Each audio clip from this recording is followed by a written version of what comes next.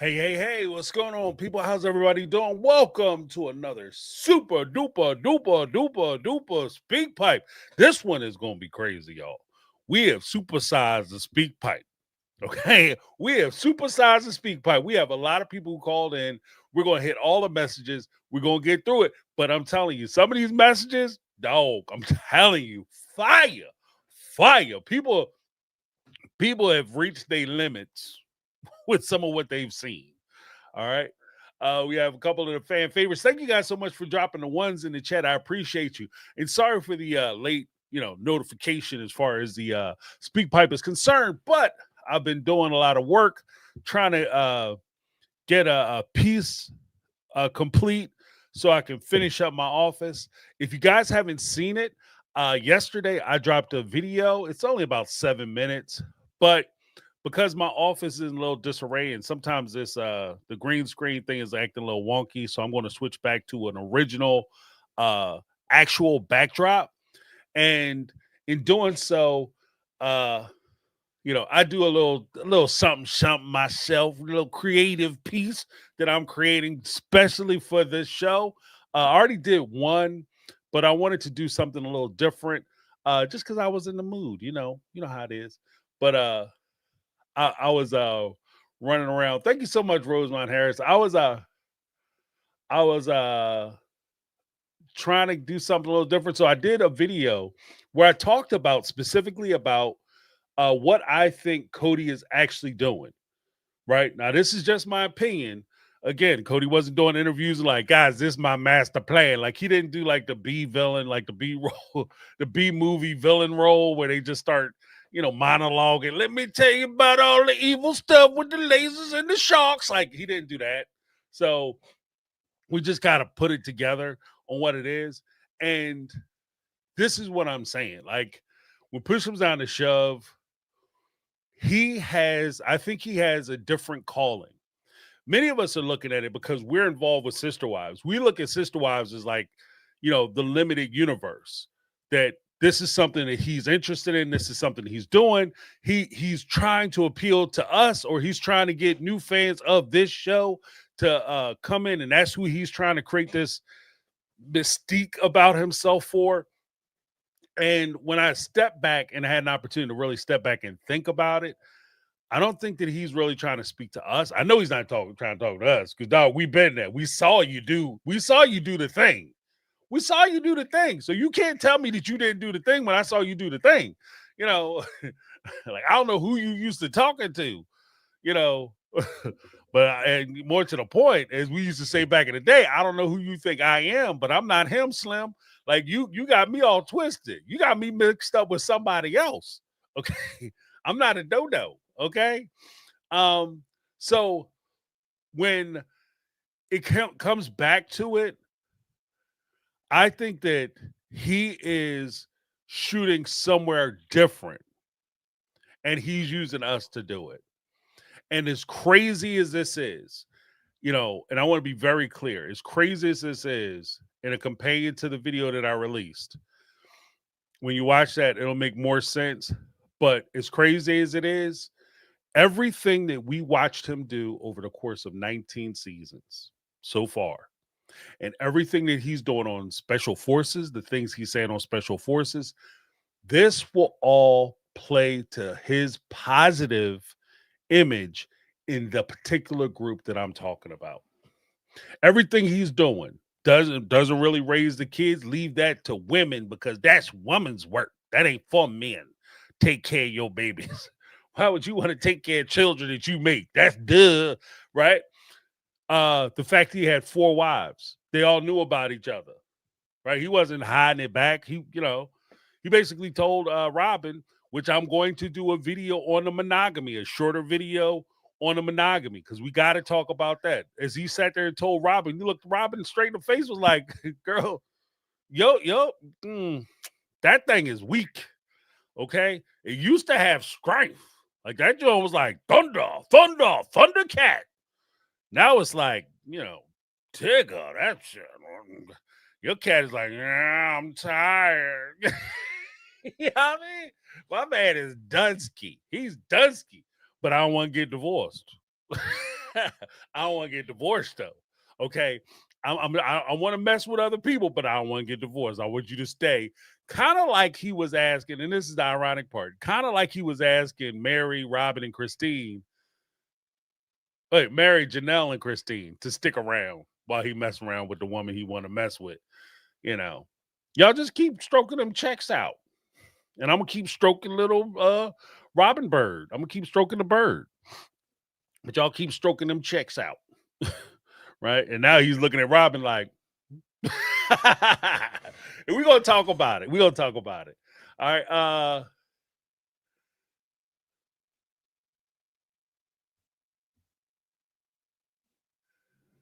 You know, that's just the way it works. But yeah, we had some stuff. Let me just check through the comment. Hey, everybody. Thanks for hitting those likes on your way in. I appreciate it. Yeah, we have room is still loading up. So yeah, let me show you guys what would you think?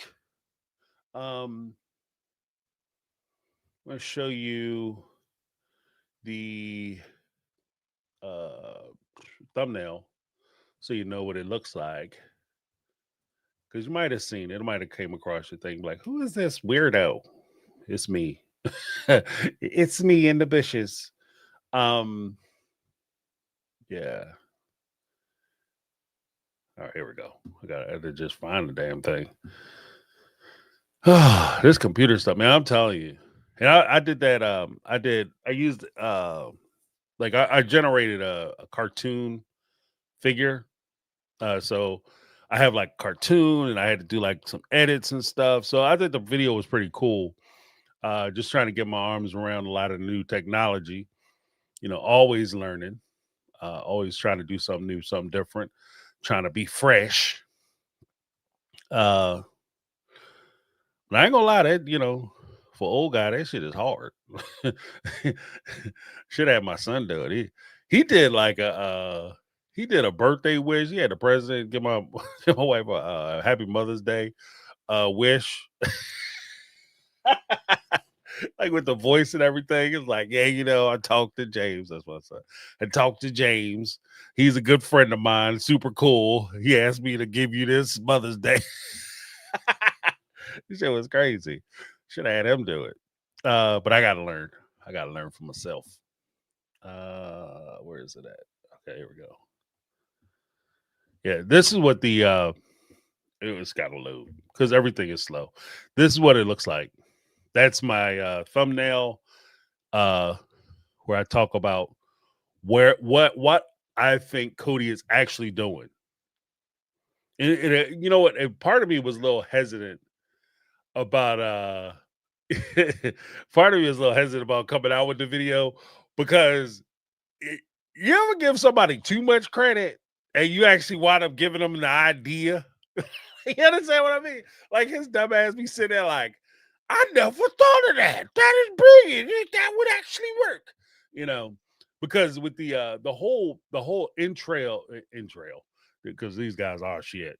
But the whole entry into like the manosphere, there's a recognition that even though I disagree with a lot of what these guys say and a lot of the principles they have, a lot of the way they formulate their discussions and debates, which is ridiculous because they'll have guys who are way more senior talking to women who just got out of the club at 3 o'clock in the morning, 2 o'clock in the morning, 3 o'clock in the morning. They come over to the studios with these guys. They've been drinking all day, all night rather. Then they come to the studio and they have nothing but booze for the ladies to sit there and drink while they're doing the podcast or whatever. Then these guys who are sitting there drinking water and soda and coffee start berating these young women about how they should be different and how they nothing but some hooahs and how they messing around and they destroying the world and society as we know it because they choose to do OnlyFans or they post pictures on Instagram. Like, what the shit? Like, if this isn't what you want, why are you celebrating people that you don't want to have nothing to do with? Like, you're not talking to them like, if Cody, Robin, Mary, Christine, Janelle, any of them want to come on my show, you are more than welcome. You're more than welcome. Anybody from TLC, y'all want to come on the show and you want to have a conversation with me, you're more than welcome. I'm not ducking anybody. I'm not ducking anybody. But these guys don't, it's easy to have conversations with people who aren't on your necessarily on your level, and certainly having conversations with people who aren't thinking about the things you're thinking about. At 30, 40, 50 years old, you're thinking about bills, you're thinking about your kids, you're thinking about, you start getting older, you start thinking about retirement, whether I won't be working till I die, shit like that. When you're 20 years old, you ain't thinking about none of that. YOLO, that's what you're thinking about. You only live once. At 20 years old, I remember what it was like in my 20s. I thought I was bulletproof, right? Those are all kinds of crazy stuff. Stuff that give me nightmares now. Like, if you said to me at my age where I am right now, you said, James, go do half that stuff. I don't know, some of it I probably would still do because, if I was righteous in the motion, but it's going to hurt a lot. You know what I mean? You know what it costs you now. You know what it costs you now. As you get older, you start realizing that. Yeah, truth hurts. Where's that at? That's exactly what it is. You have like 45, 50-year-old men debating 18-year-olds. Guys who literally are probably old enough to have grandkids a couple years shorter, younger than some of the women they arguing with, and telling them stuff like, yeah, you're disgusting and you're nasty, and you have to hobble them because it's not just the fact that you're getting somebody who's young or whatever. Because I could talk pretty good when I was 18, right? I remember one time, story time. I remember when I was 18, just letting the room fill up a little more, and I'll go right into it. But I remember when I was about 16, 17 maybe. I went over to this young lady's house, and I was sitting there with my buddies and this young lady and a couple other young ladies. And her mom came out, and she was talking, what y'all talking about? Blah, blah, blah. And we talking, and somehow we fell on the subject of cheating, right? And at 17, you know everything. 17, yeah, I was sure of the world, everything black and white. So I told her, I was like, straight up, if somebody cheat on me, I'm done. I'm not sitting there tolerating that. I'm saying this at 16, 17, right? The mom says, well, you don't know, James, because when you get older, you realize that sometimes people do things and they go out and they step out and stuff, and like there's uncontrollable things that are happening. I'm like, I don't give a damn. If she step out on me, that's it. I'm not sitting around waiting for that. You don't understand, James. We going back and forth the whole time. And I'm like dropping this and dropping that, and I'm dropping like statistics, all kinds of stuff, because I was pretty well read. And then she said, now you just wait till you get older. Don't you know, about 3 weeks later, we found out that she was cheating with the dude down the street. So this wasn't a philosophical, hypothetical argument. She was there defending herself, right? So can it happen? Can people be right talking to older people? Absolutely. A fool can teach a wise man something, right? That's the way I was brought up. Everybody could teach you something. You know what I mean? You're not better than anybody. But at the same time, you don't sit up there, like if I'm debating an 18-year-old about life and life experience, the last thing I need to do is get them drunk or get them like intoxicated or smash them out so that we level the playing field. Like if that's the case, I'm already in trouble. Okay. If you gotta get an 18-year-old lit up in order for you to talk to her, then you're already in trouble. That says enough about what your position, But yeah, those guys, like, they're a trip, man. I don't know. Like I guess I don't know. I guess during COVID, because that's what I talked about, like during the 1-9, people being trapped in the house and kind of doom scrolling and seeing a bunch of content that they normally wouldn't watch. And you run through all your stuff and you want to watch something like, this is ridiculous. And a lot of the that manosphere stuff, I want to hate watching.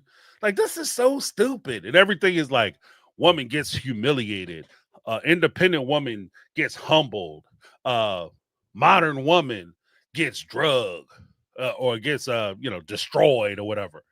And when I listen to Cody say it, what does he call Mary, Christine, and Janelle? Modern and independent.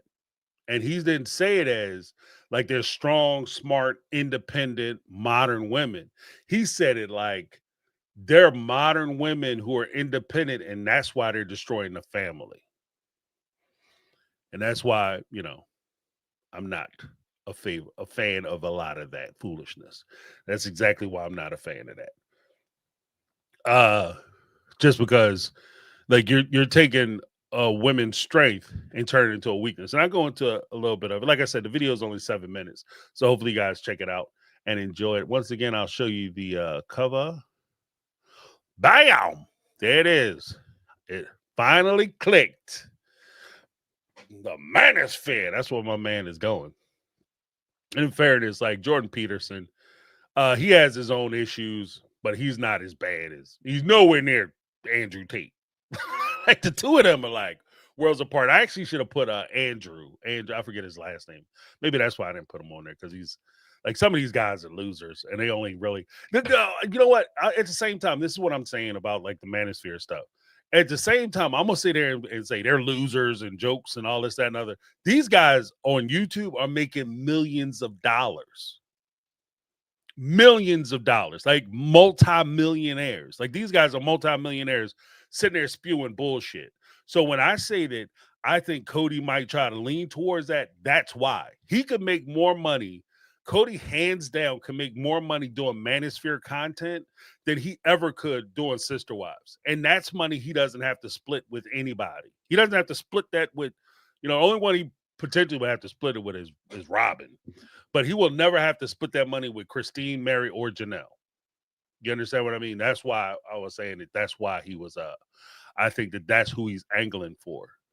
Yeah, we had, oh wow, that's a nice little gift. Let me check this out. Go back. Here we go. Mama Celeste became a YouTube member. Welcome, Mama Celeste. Hopefully you enjoy. We had a Sunday round table. Plus you get the emojis and all that stuff. But let me give you a little something.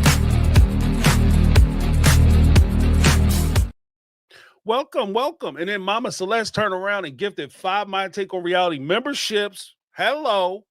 Thank you so much, Mama Celeste. And that was very generous of you. And I appreciate it. Let me give you a little something.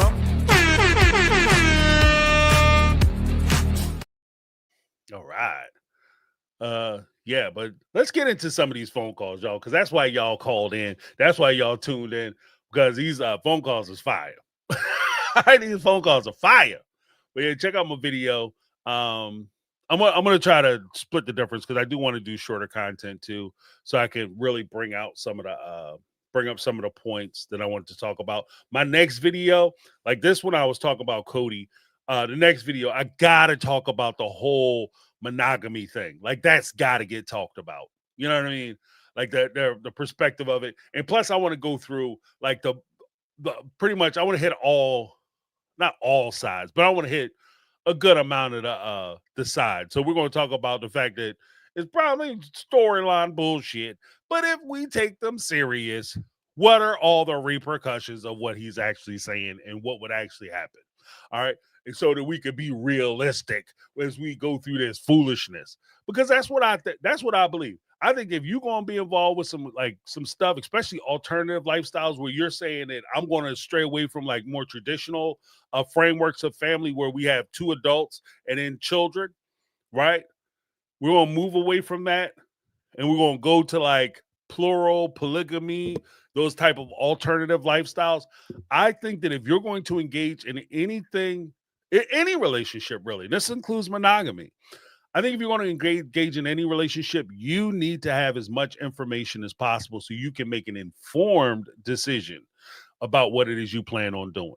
Like, don't listen to the bullshit that they say. Like, I know I'm dropping a little French here, but please don't listen to the bull crap that they tell you. Watch what they do, not what they say. Watch what they do. And, because, what is Cody? Oh, Cody promised them that he would love them and take care of them, and this is for life. Yeah. And as soon as he got a woman that he wanted to be with, he stopped doing that. He stopped adhering to that.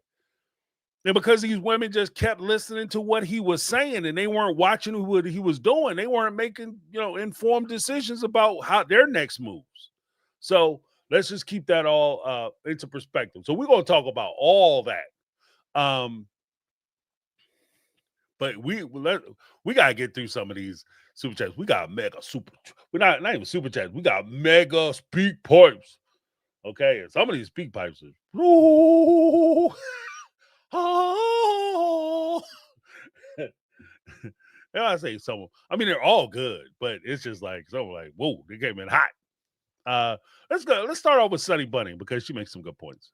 Okay, I have been wondering something, and please correct me if I'm wrong, but I do wonder if all this shenanigans with Cody being super careful and loving and performative with his kids is maybe because Cody didn't know when this was going to air, and maybe, just maybe, he was thinking that this could be proof in his custody battle with Christine of how good a father he is. And maybe the audience for this wonderful performance is not us, the general public, but maybe, some judge out there. Second of all, Cody has said in the past that he moves from pain to pleasure, meaning if he has any trouble with one wife, he would move on to another wife's house. And he doesn't get to do that anymore because he's a monogamist, like he says. So if other women are lining up the block and he has no way of escaping Robin if things get tough, or he actually has to stay and resolve problems instead of running away from them, I do potentially see him wanting another wife. Okay. Well, in line, first up, I got to tell you, I was thinking the same thing, Sonny, because at the end of the day, with a lot of what Cody does, I think we have to look beyond the show. And that's what I was saying with my video. Like, we got to look beyond the show because he's not just trying to appeal to us. He is fighting currently at the time when he was filming this. He was undergoing a custody battle for Truly. And more to the point, not so much a custody battle. We're going to keep, you know what? Here, like I said, we not going to play the bullshit game. You just trying to fight for his kid because he never his children. That's not the case. Because like Christine said, if he wanted 50-50 custody, if he wanted to see his kids, he could have wandered his stupid ass down the street and picked her up anytime he wanted to because he was literally down the street from her. So anytime, like the whole custody thing is a non-starter for me. What it comes down to is the payment. Like he was trying to limit the child support. He wasn't trying to, like the child custody is just in play because that's a way that I think he envisions that he might be able to limit child support. Not realizing that even though the amount of time that you have plays a part, in that equation that they put in, like the numerical equation that the county will put in, at the end of the day, that shit ain't gonna make a difference.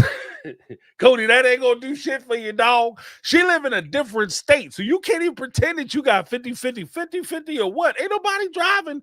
How you gonna have a half the week when she in school? Out of 7 days, 5 out of 7 days she's in school. How do you have her half the year? Make it make sense, brother. You can't because the math ain't mathing. Okay. And he trying to sister wife math that he used, like, oh, yeah, you give me the proceeds from both your houses, and that'll somehow equal I'll buy a house, and then we gonna go and kick in more money to County Pass, and then I'm gonna have you pay that off, and then somehow we all even when we divide up County Pass. That's sister wife math. When you go to the courthouse, they do courthouse math. They use the good math that we learned in school. That's the math they use. Okay, 1 + 1 is 2. Not 2 + 2 is Cody gets everything. Like that's not the math they using. So even though you have you might go down there and you fight to get custody, bruh, all you gonna wind up doing is getting custody of a child or have access to visitation for a child that you don't want to see, and still wind up paying all the money, brother. That's the way it works. But I like the way she's thinking and the line that she's using, saying that, they're trying to use the show, because I think a lot of what they feel like, because Cody and Robin, they do watch the show, and to be honest with you, if I'm gonna keep it all the way a buck, I think Cody watches a lot of these YouTube channels, not necessarily mine. I'm small potatoes, but some of these other bigger channels, Cody and them probably watch that. And let's be honest, even before Big G's passed away, we were dragging Cody's ass about his parenting. Then Big G's passed away. We still dragging Cody's ass about his parenting, right? Then you have the errant, everything else. You get the backlash. So he gets on set. He's like, okay, well, look, I want to show him what a good parent I am to my younger kids. And only if I had more time with Truly, I could be this kind of parent to her, because that's what I want to do. So that totally makes sense. That totally tracks.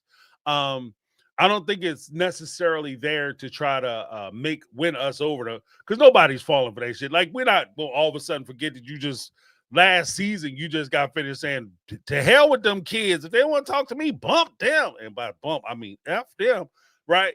And then all of a sudden this year, because you make some pancakes, dude, griddle cakes don't change nobody's mind. Those have to be some delicious griddle cakes, okay? And by griddle cakes, I don't mean pancakes. I mean griddle cakes. Like them, those who know, if you know, you know, right? I'm just saying. So I don't think that he thinks he's changing anybody's mind. It's not for us. It's for prospective people on the manosphere, where he'll get on and he'll say something, because in there, he'll actually get shit for cooking them breakfast, especially with his wife there. And he'll say something like, every now and again, guys, I like to give her a break. Because in that group, you could be the bigger male chauvinist you are, the more money you make, it seems like. So he's in good standing, because dude comes off crazy. But thank you, Sunny Bunny. We got another one from Sunny Bunny. Let's check this one out. Wait, what the hell? Where'd it go? Oh, here it is. It just occurred to me another potential explanation for why Cody is being a bit extra with taking care of his kids this season. I am wondering, because Christine apparently said in her book that Cody often reads people's comments. He's very interested in the way he is perceived by the fans, gets angry with the fans of the show, all this stuff. So if he has a custody battle with Christine, and if he doesn't know whether the files, like in the trial, are going to be sealed or not. In this case, they were sealed, but maybe at the time he didn't know that was going to be the case. Maybe this is his way of preventing a PR nightmare, I guess, because you have like a season 20 coming up, and the results of the custody battle, where some truths might be revealed in those files. So maybe it's his way of trying to soften the blow and like overdoing it in the other direction of like, oh no, I'm not a shit dad, in spite of me losing a custody battle. This is my tinfoil hat theory, okay? Take it with a grain of salt. No, look, you call it a tinfoil hat, I call it right on point. We in there code cracking. That's what we do on My Take on Reality. We be code cracking. We're code crackers. I ain't taking no shorts. I'm telling you right now, like, I think that when it comes down to it, I think, oh shit, okay. I thought my mic was off. When it comes down to it, the as far as the records being sealed, let's be completely honest. If you are famous, going to court, putting things in a sealed record, especially when you're a person of note, or you're dealing with important subject matters, or anything like that, I treat that like sending emails or a letter. If you work for a business, or even in your private life, but definitely if you work for a business, If you send off an email, especially personal emails, whatever, you write that on their computer, that's their document. Okay. 100%. Let me tell you something. 100%. That is their document. If they get a subpoena from any litigation that they're involved with about document collections, and you're one of the target people, or subject matter that you have is one of the targets, they will sweep your personal emails up into that collection. There will be, now they have like the computers kind of do it. They run it through the system looking for words and phrases and stuff, search terms. But there was a time where they would have a paralegal or a clerk or maybe a first year associate going through those letters, documents, emails, reviewing them for responsiveness, and they will read your shit. They will read it all. They will read it all. So don't put anything out there in email that you won't say to somebody's face, or don't write it down and have it in the company pot if you're not willing to stand in the middle of the square and explain what it is you're talking about, because there's a possibility at any time it could come to light, it could go public, especially with something like Sister Wives, Cody Brown, Christine. How many YouTubers have been trying to get to those documents, have been trying to get to the transcripts from that trial, trying to get access to the pleadings?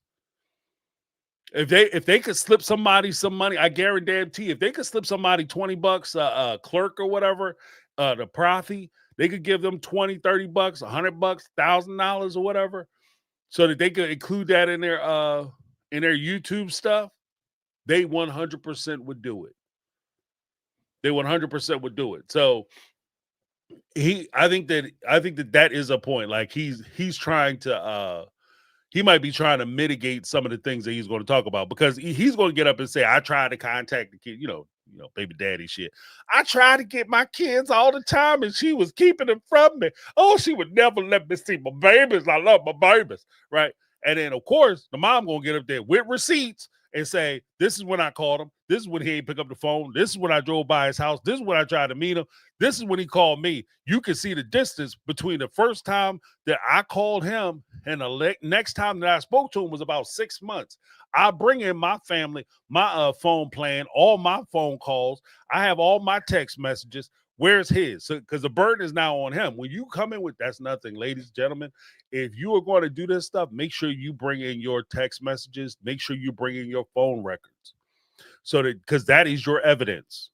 That is your evidence. If you have evidence to show that he hasn't been calling, it's on him to prove that he has been calling. So he has to present his documents saying that I've been calling, I've been texting, I've been sending messages.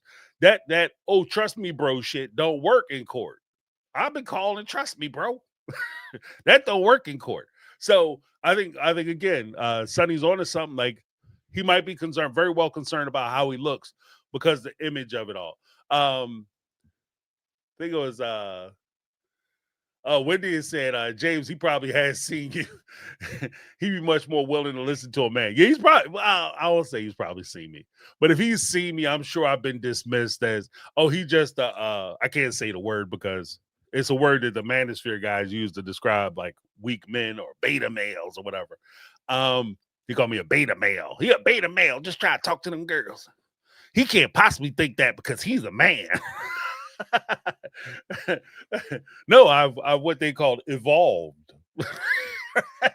Right? We don't have to compare ourselves. That's the stupidest shit too. Because if you ever listen to the manosphere stuff, they always compare themselves like to animals, right?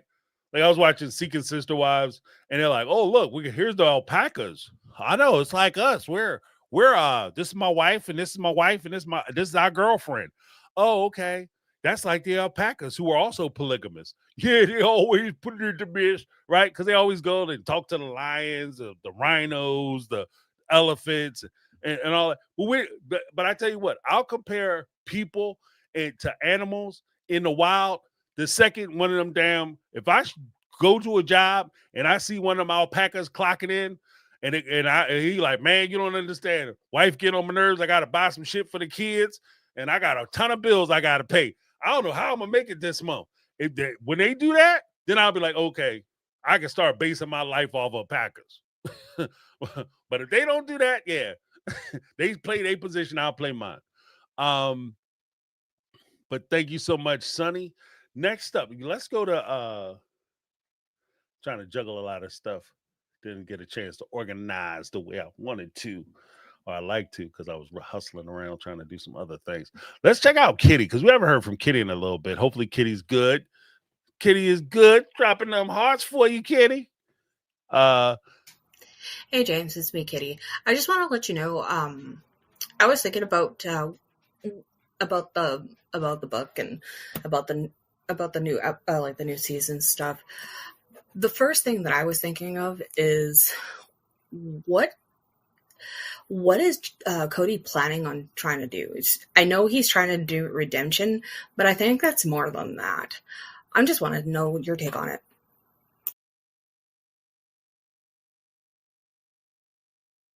My take is watch my video.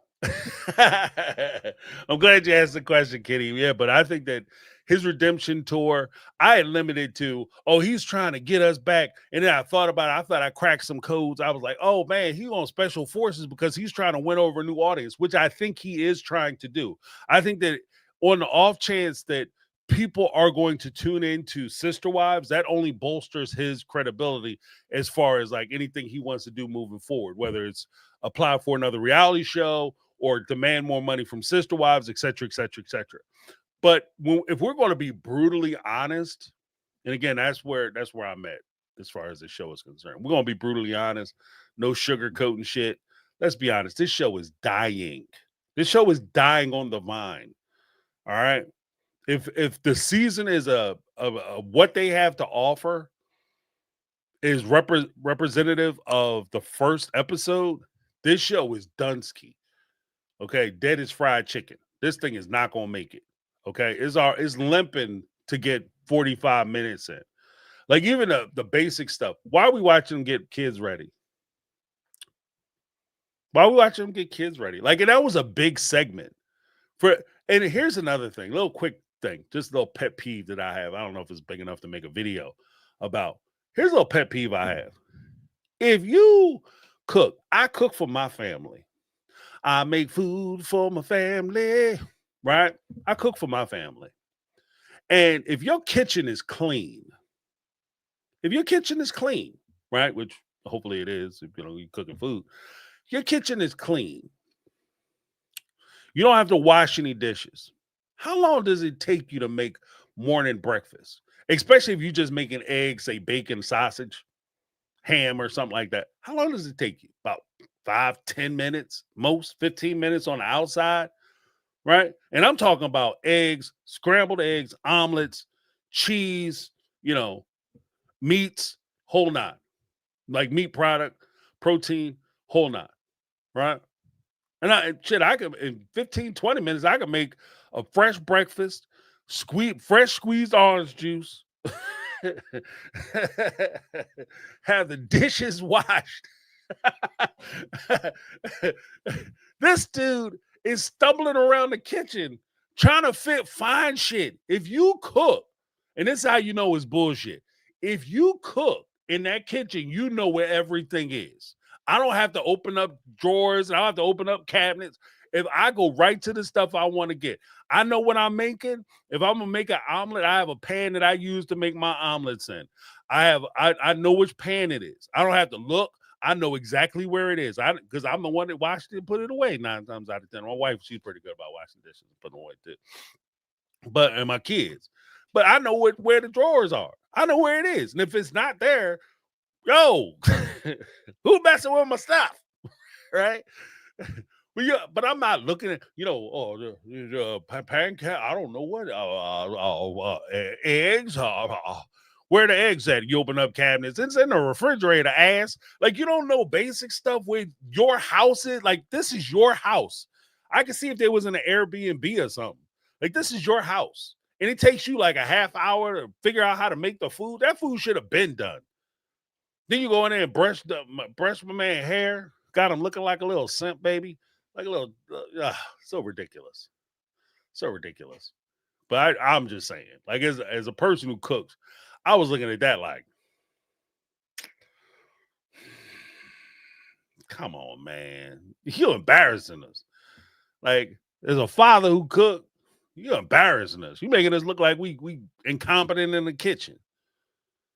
Like, shoot, them kids would have been up, dressed, ready. By the time they hit that table, that food's hot food, hot food. Make you got your stuff? That's always a question. You got all your stuff? You do your damn work. You finish your homework, right? All right. Don't be calling here later asking me to bring something to school. But that is, yeah, that was totally staged, and I don't understand why they staging it. Yeah, because even Kathy Fred, Kathy, it's like I cook and I know where all my stuff is. Exactly. I go downstairs, I ain't got a half-ass look. I know what like, and if you've been cooking for a long time, you know what to make in what order so that everything is done at the same time. You're not, making this and then making that, and then the stuff getting cold sitting on the counter because you didn't plot enough.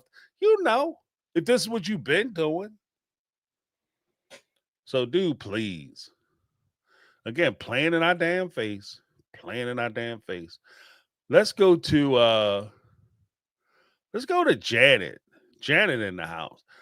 We're gonna have to save Megatron Linda for a little bit. That's it. They coming hot, boy. I miss Daisy Reyes. Daisy, where you at? Here's Janet. Hey James, it's Janet. I was thinking about some things to do with Sister Wives when I was headed home from work the other morning, and I think because of my algorithm, like an old clip of Sister Wives, just like not commentary, but just the actual show popped up, and it was like when Robin was having some kind of scare with a pregnancy, and she was headed to the doctor, and I just thought it was interesting how, like, one of the things that kind of bugs me a little bit is how much Robin has always been like, oh, I'm big on home birth, home birth, home birth, home birth, home birth. I have a very biased opinion on it, and I'm totally acknowledging that it's biased, because I work in neonatal ICU. So when people talk about home birth, the reason that I'm always scared for those is because of I see basically like the 10% of what happens when birth doesn't go as planned, whereas majority of the time things go fine. But like in those situations, like seconds matter, not just minutes, but like seconds, minutes matter. And it's probably going to be three parts to this. Sorry, I'm rambling, but yeah, like just the way she's like when she goes to, they're talking about Mykelti having her kids, and Tony's nervous about it, and she's just like, yeah. Yeah, we're gonna go to part 2. A second. There we go. Hi, James. Just Janet. Here with part 2. Um, yeah. So like, just in regards to the home birth situation, I think what I didn't like about it is the fact that Robin like is projecting her own like values or whatever onto like one of the children. Like she's grown, but like obviously the husband wasn't comfortable with home birth because he was worried about the safety of it, which of course would be like my concern as well. And like Robin, just the clip of her being like, yeah, anybody I can convince to have a home birth. It's like calm down, sis. You can make that decision for yourself, I suppose, but like, and I'm not here to judge people who make that choice. Like I said, I have a biased perspective on it, but like I think it kind of made me feel gross that like she was basically like being like anybody I can convince to have a home birth because that's what I believe in. And then like meanwhile like the husband's worried about safety, but like yeah, the episode where Robin was worried about her pregnancy and something might be wrong, and they go to the doctor to have everything checked out. And it's like, how would you have felt though if, I don't know, maybe it's a false equivalency, but like if somebody had sort of like chimed in and been like, we just believe in not going to the doctor for natural things like that. Like she was scared about her baby, and everybody had to take that seriously, quite rightly. All right, we're gonna round that out. Oh, wait, whoa. Gonna round it out. Hi, James. This is Janet with part 3. So I think when that clip of Robin going to the doctor because she was worried about her pregnancy, with like the sappy music playing in the background, and then like thinking about like later on when she's talking about how like much she like tries to convince everybody to do a home birth just because that's what she prefers, it just kind of like sums up a lot of feelings I have about her, sort of like how she was like really upset like when the teenagers didn't necessarily want to like embrace plural marriage, and she's there like, and she's like fresh to the family and been like arguing with Maddie and being like, yeah, but your frontal lobes aren't developed yet, and like just basically projecting her what she thinks is best onto other people and almost being offended if they don't agree. And I just feel like there's a lot of like hypocrisy there, and like Oh shit. Yeah. Well, because I agree with what Janet was saying. I did cut off by mistake, but I agree with what she's saying. The one thing that I want to stress, like if you want to have your child at home, like people have been doing that. And the one thing doctors have always said, like the one thing I've heard doctors say is that all babies get delivered. Right. And that's the way it works. Like they gonna come when they want to come. You can't make them come. You don't decide when the baby come. The baby pretty much tells you when they're ready. The one thing that I will say, and respect to what Janet was talking about, was the safety issue. And I'll put it this way: when Cody sits around, or even guys like people, oh, I wanted to get pregnant, I want to have a baby. I think that there has to be a firm understanding what you're actually asking a woman or a birthing person to do. You have to be aware of what you're asking them to do. When you had 6 kids with Christine, you had 6 kids with Janelle, you had pregnancies and miscarriages with Mary, you know, each one of those pregnancies could have been the end of any one of those wives, even Robin, 5 kids, you know what I mean? That could have been a wrap. Pregnancy is a major thing. It's it's not small potatoes, you know? And I think that's part of the recognition that you have to give to somebody who gives you a child. That's one of the things that you have to recognize, that they've made a huge sacrifice and they took a huge risk. They've uh irrevocably damaged their bodies, right? You know what I mean? They're damaged. They're hurt at that point. They recover. Women get better and things come back, the way they were, but not always. Not always. They don't snap back. You get stretched out. You get, sometimes you get tiger stripes, the stretch marks or whatever. It is what it is, right? But you're asking them to sacrifice their bodies. You're asking them to potentially sacrifice their lives to take that opportunity to bring something forward for you. And for you to sit around and pretend like it's not a big deal, it is a big deal. It's a tremendous big deal. It's a huge deal, especially if you're carrying 2 babies. And I've been blessed, been very blessed with my kids. And one of the things that's always been forefront of my mind is because I grew up, I knew kids who, like kids on my block, and kids I've met in my travels. I met folks who were born with defects. I know a guy, story time. I know a guy who played for the NFL, right? NFL player, right? He was a wide receiver. And I'll say his name is, name dropping. But his son was born without a hand. Like he came out, he didn't have any fingers, and missing his well, the hell with a finger. He was missing his whole hand. Like his arm didn't develop, you know? And his mom, like when she gave birth, she saw that and she went into she had a medical emergency.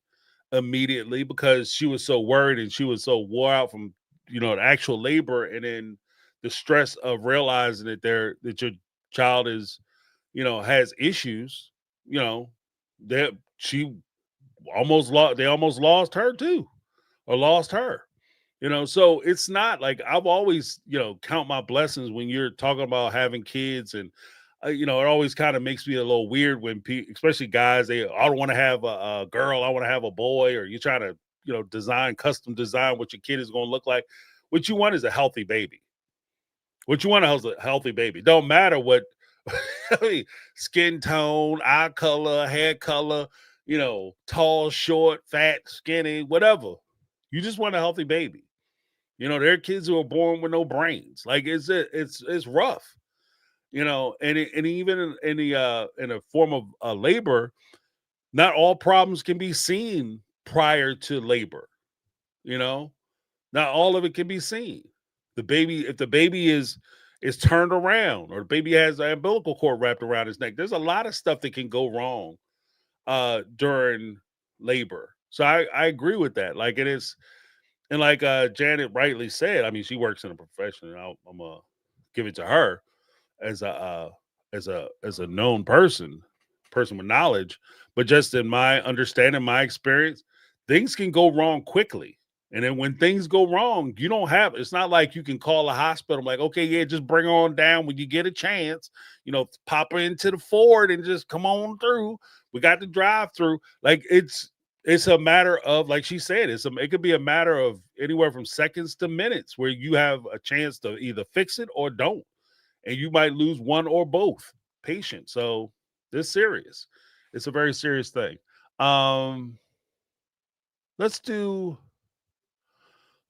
Janet. She had 4. So let's do Janet's last one.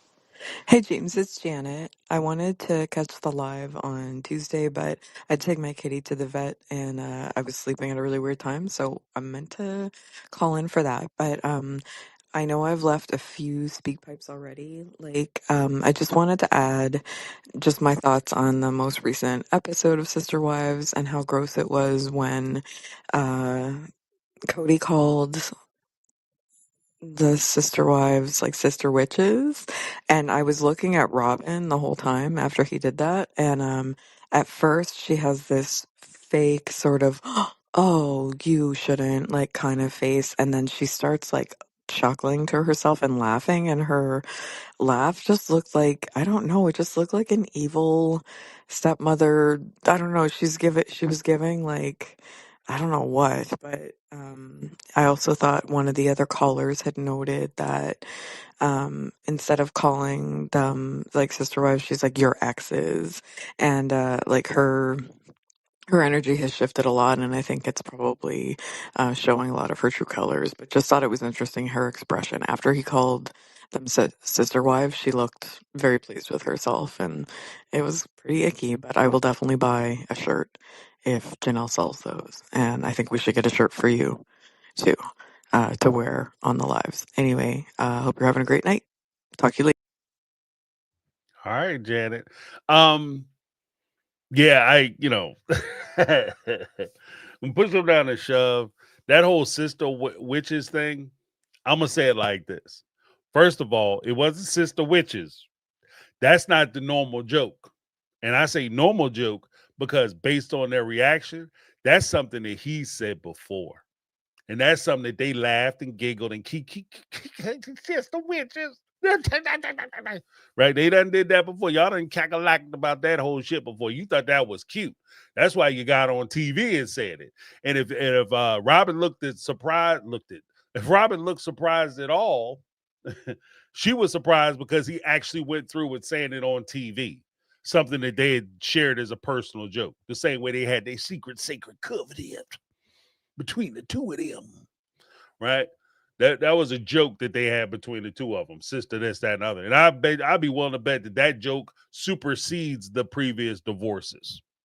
Right? That's something that they would joke around and say between the two of them, as a way to talk and belittle the other wives that they was ripping off, allegedly.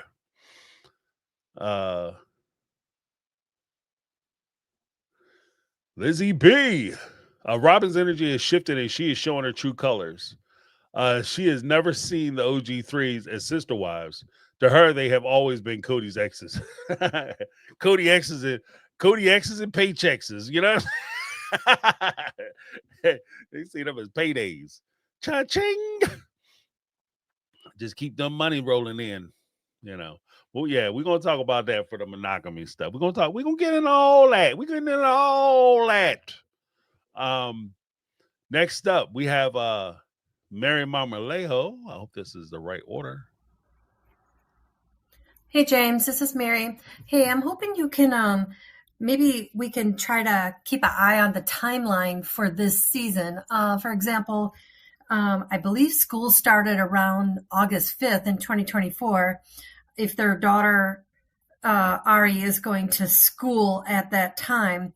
And then Coyote Pass settles in April of 2025. So guessing this is going to span at least 9 months. Also, Christine files her lawsuit in September of 2024.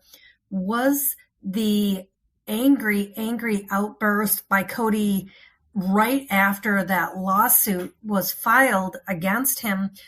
Otherwise, it doesn't make any sense with his demeanor going off the rails. Also, I believe Christine bought Airbnb in January of 2025 and March of 2025. So was buying those kind of liquidating some of Christine's cash for a better settlement? So she has more responsibilities? Not sure. Just let me know what you think. Also, the Sister Witches dig. I'm going to think that is a sliver right at Robin.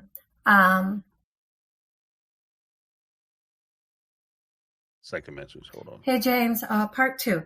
The Sister Witches, and was that a slight dig at Robin and the we failed? He didn't exclude Robin in that. So I don't think he's just meaning him and the OG3 failed. I think he's saying all the adults failed in that. But again, if this is some redemption tour, Cody has a lot to learn. Why are you calling your ex-wives witches when all of those children, the OG13, are half of those mothers? So again, if he thinks he's going to ever have any relationship with those children, this is really not the way to go about it. This ridiculousness needs to stop. The immaturity needs to stop. Him and Robin are these poor, sad souls out there. Robin is not shy. Robin claims to be shy, so that is her way to keep Cody away from her and not be doing vulgar things in front of her children that he wants to do. She's trying to stop him from probably grabbing her and all these other things that are happening inside that house. But again, that's my opinion, and that is why she's going with this shy routine. Robin has never been shy. James, let me know what you think. I don't think she's shy. But I do think that there's a point where Cody is being too comfortable. And I think that he might even be acting piggish. 1, 2. I don't think she's as enamored with Cody as she let on. Like the whole, oh, I need Cody. Oh, he's so amazing. Oh, Cody got to spend all this time in my house. Oh, Cody. That was all good when you had 3 women who wanted Cody to spend the time at the house. I kind of think of it almost like you ever see a toddler? They could have 2 toys, right? And they have a new toy and an old toy. They pick up that new toy, that most fascinating thing. This new toy is amazing. 9 times out of 10, it's the damn box. To be honest with you. But the new toy, they so fascinating. That's amazing. The new toy always so great. Okay. You want to play, you play with that old one, right? You pick up that old toy and you act excited about having that old toy. You act like that old toy is the shit. That's the one you really wanted, right? Then all of a sudden, that toddler's going to look at that new toy, look over at that old toy, look back at that new one, and be like, you know what? I want that one too. 9 times out of 10, they try to take both toys. They'll let's switch it. No, Give me both of them because you having too much fun. That toy looked fun. I didn't realize it was that much fun. I didn't realize that toy still had fun in it. I realized there was still fun left in that toy. I thought the fun was all used up, right? And I think that that's what it is with the women. Like it was the competition thing. You finally win. You get Cody all to yourself. You know, before it was like a joke that you had Cody sneaking over to your house and creeping in and supposed to be over at Christine's house, and he, you know, go over there, you know, eat dinner, and then I'll be back. I'm going to go down to the store. And he go across the street to Robin's house, sit up for a couple hours. That shit was a big joke. But now you got them all the time. You don't want them all the time. You know, it ain't funny anymore. This joke ain't funny. This joke stopped being funny about day 2. So you got to find somewhere to be, you know. And now he's still acting like he was. I think, because that's what it is. I think that it's not that all of a sudden she's shy and he's like so outgoing and aggressive. I think that she's just tired of it. And he's doing what he's been doing, which is gripping and grabbing and clawing and pawing and trying to kiss, hug, and smooch with her. And now she's tired of it. She don't want to do it anymore. And so she's trying to push him off. Because remember, this is the same woman who was so insulted. She was so insulted. Oh, I can't believe that there's some of these women can reject him sexually. These women reject him sexually. And how could you do that and expect to have a good relationship? Oh, my God. Oh, God. Right? And this is the same woman, all of a sudden, you can't believe that he's doing all this stuff and it's not working. Come on. You know, come on. Come on, man. We ain't new. Yeah, excellent call. Excellent call. Next up, we have, wait, where's my thing at? Can't find my mouse. My mouse key. You know, but yeah, she is not shy. She is not shy. Because if you sit up there telling women what they need to be doing with their husband in their bedrooms, you are not a shy person. You can miss me with that bullshit. Right? I've yet to have somebody come to me and try to tell me, yeah, when you did this, that, and the other with your lady, yeah, that shit was a fail. You know, last time you was with her, yeah, I got some notes. Like, you are not shy. You stop being shy when you start getting my business. Okay, the shy shits can get left at the door. But I do think that she's just, you know, it's not fun no more. Like, what fun is it? The game is over, right? Am I wrong? Let me know if I'm wrong in the chat. I think the game is over. Like, the shit ain't fun no more. What sport is it when all of a sudden, because she's like the other woman. You know what? I knew a dude like that when I was a young guy. There was a dude like that I knew. He would sit there and if like 3 women could walk in, right? And he'd be attracted to one of those women. The second you walk over and you talking to one of her friends and you look like you having a good time, then here his dumb ass come. Man, that's the one I wanted, man. You stealing her from me, man, yo. Man, I told y'all. I said, there she go. I was pointing at her, man. Oh, man, come on now. Right? That's what that whole situation with Robin reminds me of.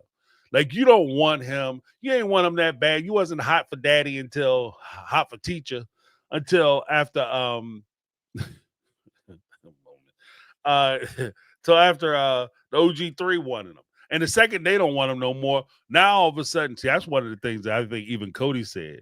Now that those OG3 women are kind of looking at him like, you know, I don't want him. He a clown. He's sorry. The sex was terrible. Now she doesn't want to be the one that's tied to the one with the, you know, the clownish dude who you know, throwing rope in people. You understand what I mean? Like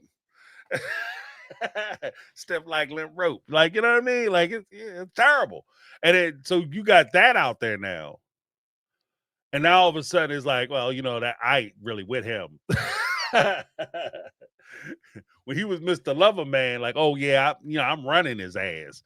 But now everybody like, oh yeah, his shit sorry. Now all of a sudden it's like, well, you know, I ain't really, you know, I was just here for the family. I just do polygamy. I ain't really want him.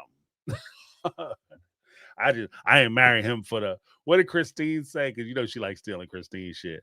I don't care about the man. I'm here for the family.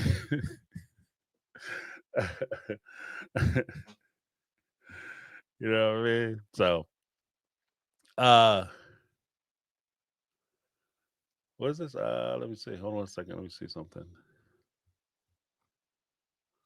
This is here. I can't find it. What is this? Local Archwich said, my take on reality.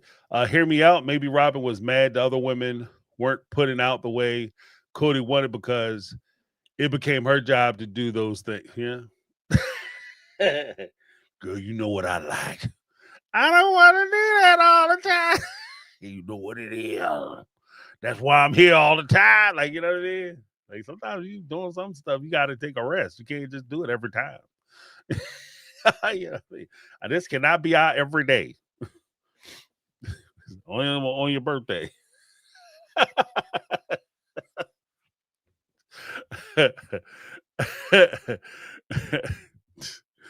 Ah, shit. There's an old joke. Some people ain't gonna get it, but it's probably better if you don't. We had Miss Monica, the new empty nester. Oh shucks, there's trouble at Miss Monica house.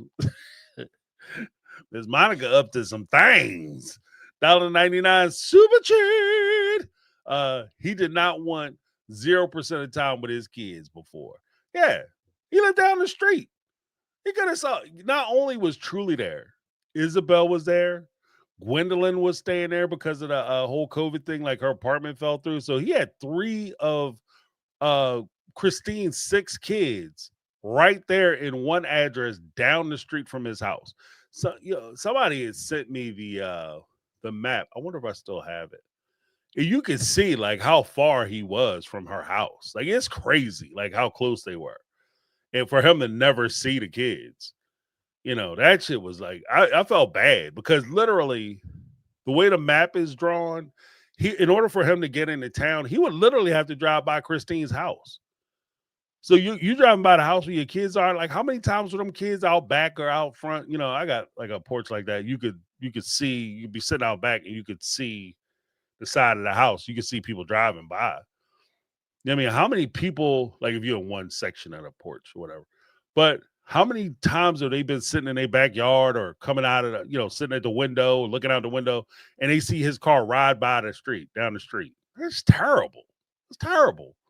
At least have the decency. If you're gonna be an absentee father, at least have the decency to be absent, asshole. Like, you know what I mean? Like, don't be a teaser daddy. Big tease daddy. Like you right down the street and you kind of popping in and popping out, and you basically daddy, you ignoring them in the street. Like, come on, man. Like, what are we doing? Like, it just cruelty. And that's what this show is actually turning into. It's just turning into like how cruel can Cody be? You know what I mean? Like at this point, that's all the show really is. Like that's the purpose of the show. But let me give you a little something, Miss Monica, the new empty nester. Kids is grown, and now she back on her fun. She back on the one. You know what I mean? Like we about to make it happen. It's like, oh, they forgot parents is people too. Because we got needs, we got desires, we got things that we used to do. Plus, most kids don't realize how much fun we were before they asses showed up. Like, not only did I have a life, I hate to tell some of these kids, my life was better than yours. You know what I'm saying? I was doing way more shit. Like, like I forgot more shit than you guys even attempted to do. You think you discovered something, like you did something new. Oh, yeah. You don't know nothing about this, daddy. Shit, I invented that. Are you kidding me? You're not even doing what I invented. You're doing like a pared down, no frills version of the thing I used to do. What are you talking about?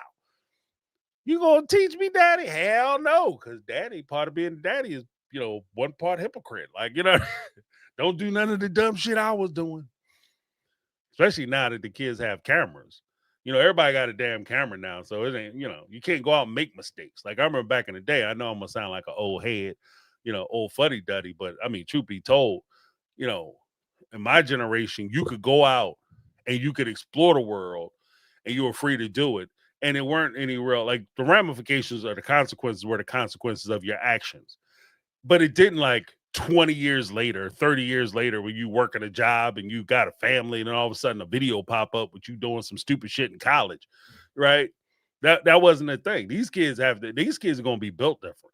So, yeah. But I agree with your comment though, Miss Monica. Let me give you a little something.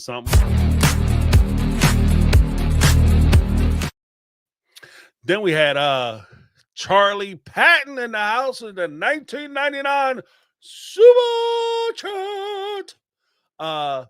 Preach James. Robin is so over him. I'm telling you. The guys, the signs is there. And look, I'm gonna be honest with you. Part of that is fueled by the fact that my man look her in the face, right? Sitting at dinner with your wife, your lady, right? Because I don't even call my wife, I call her my lady. But you sitting there with your lady, and you look in the face. You say, girl, that Thundercat ain't cracked in a while. You know what I mean? Like that thunderclap wasn't there. Not for a minute. So I'm thinking we're going to have to go ahead and add some extra wives. Now, I'm not saying I don't love you, but I'm just saying they need to fill in the gaps where you lacking. Like that shit. Especially when you was the new booty. What goes around comes around, baby. And that just karma just hit you in the face. Okay? 1, 2, like I said, like you started. And here's the thing, too. Like biologically, you start to get older. You don't really feel like doing the stuff like you're not in your 20s no more. When you're 20, you down for whatever. Right? Whatever, whenever, however, what you want to do, I'm with it. 20, you start getting older. You got kids. You working. You got bills. 20, you can get people to call out of work. You get somebody to call out of work. Shit, I don't even fuck that. You know what I mean? Girl, I'm on my way. 50? I ain't trying to miss no naps. Like, I ain't trying to miss a nap. You kidding me? Like, Cody almost 60 damn years old. So I don't know why. Maybe that's it too. Like, she's like, you're in pretty good shape for a 60-year-old, but, ain't nobody trying to see no gray hairs where there used to not be gray hairs. Let's just say the chimney got snow on it, Maybe that's why it is. It could just be, like I said, I think that it's partly she was never really drawn to him like that. But that was part of the illusion. That was part of the thing that she put out for him. That she was so in love with him and it was a honeymoon experience and that he rocking my world and blah, blah, blah. That's easy to do when he go away for 3 nights. And let's be honest. If he was really done digging like that, if he was digging deep, he was renting. If he was Jack, look, I'm going to keep it all the way a buck because we grown folk. If he was rearranging your guts, there ain't no way in the world you be like, okay, yeah, you go ahead and wait for 3 days unless you're trying to recover. Okay. That's when the jealousy would start. Oh, no, you're not going to do this to somebody else. No, not tonight, sir.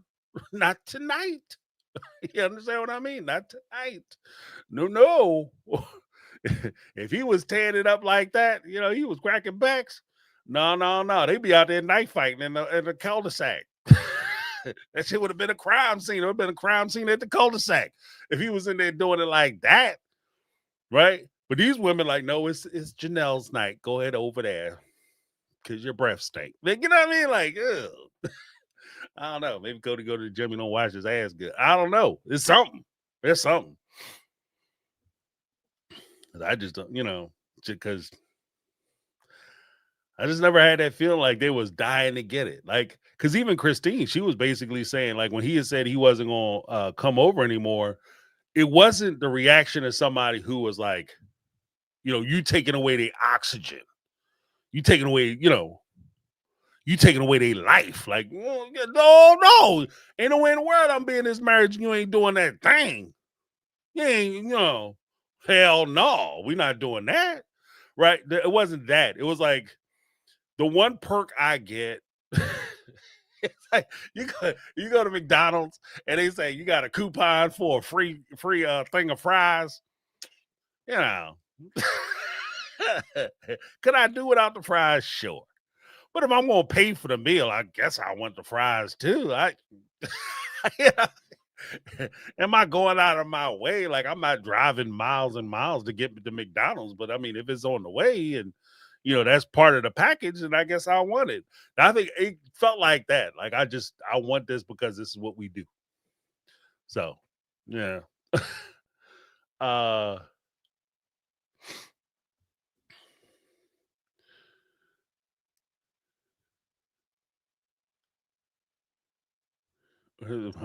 Thank you so much, Charlie Patton.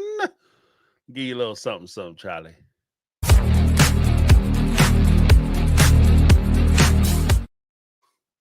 And I was just saying, like, yeah, I don't want to be too vulgar. I'm just saying though, like we adults, we know what it is. When somebody putting it on you, you like, oh no, you ain't know what you're not gonna do. You think you ain't gonna give me that? That's the only reason I'm here. Like, that's the only reason I showed up. That's the cost of admission. 1, 2, and 3, right there. Bang, bang, bang. Are you nuts? You think you're not gonna do that? But there ain't nowhere in the world. I'm just saying, we know what it is. Yeah. And I'm because especially from like Christine, Mary, Janelle, like if I'm going to be married to you, I'm not going to go out and pursue nobody else. I'm not going to try to find nobody to make me happy. You're here. We comfortable. You're my first. I don't got to break nobody new in. I know what I got with you. And you going to tell me that I can't do it. Like, that's the feeling I got when he said that, we're not going to be intimate no more. And Christine's response to it. Like, it wasn't somebody who was like, oh, no. No. Mr. Backcrackums? Oh, you think I ain't going to get the knick-knack paddywhack? Get his cat a bone? Are you insane? Like, that wasn't the conversation. So, but, yeah. Thank you so much, Charlie Pat. Like, James, you went too far. You like TLC.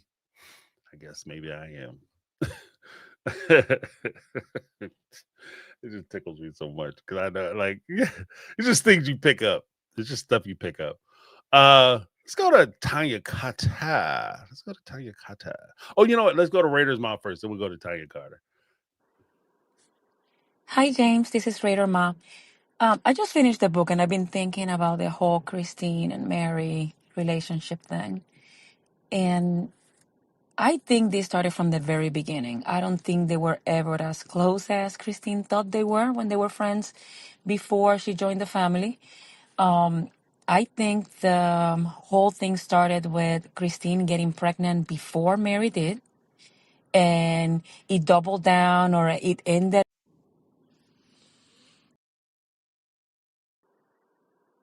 Sorry about that. Hi, James. This is Raider Ma. I just finished the book and I've been thinking about the whole Christine and Mary relationship thing. And I think they started from the very beginning. I don't think they were ever as close as Christine thought they were when they were friends before she joined the family. I think the whole thing started with Christine getting pregnant before Mary did. And it doubled down or it ended up with Mary being the one that brought Robin into the family. That's something that Christine was obviously very upset about. It is still very upset about. And I don't think she ever forgave her for it. I honestly think that is kind of like their origin story. What do you think? Bye, guys. Bye, Raider Ma. Thank you so much, Raider Ma. You know what? I'm gonna say it like this. I think that is a good point. I think that it's hard. Like, Christine even admitted that because Mary knew who Christine was before she married Cody. Then all of a sudden, Mary gets with Cody. Mary gets with Mary. I'm like, Mary. Mary gets with Cody. All of a sudden, she got new friends. Janelle is her best buddy. She married to her brother-in-law, her brother. Then all of a sudden, Janelle gets divorced from her brother. Now all of a sudden, she trying to sleep with Cody. Then Christine said that she never really noticed Mary before Cody started hanging out with Mary. Then all of a sudden, you know, between the two of them, now all of a sudden, hey, Mary's my best friend because I want to get at a dude.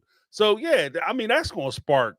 You know, it's not just jealousy, but it's going to be anger because you know, like at the end of the day, it's one thing for you to be mad about your person wanting to be with somebody else or somebody else trying to talk to your person. It's another thing if the only reason why I know the only reason why you talking to my ass is because you trying to get it what I got. That's a whole different other form of betrayal. That's something totally different. If you talking to me because you trying to get, you know, you doing that Dick Dastardly. That's what we used to call it back in the day. You doing Dick Dastardly stuff. All of a sudden you going over, hey man, how you doing, bro? Blah, blah, blah, blah, blah. Oh, who this? This your lady?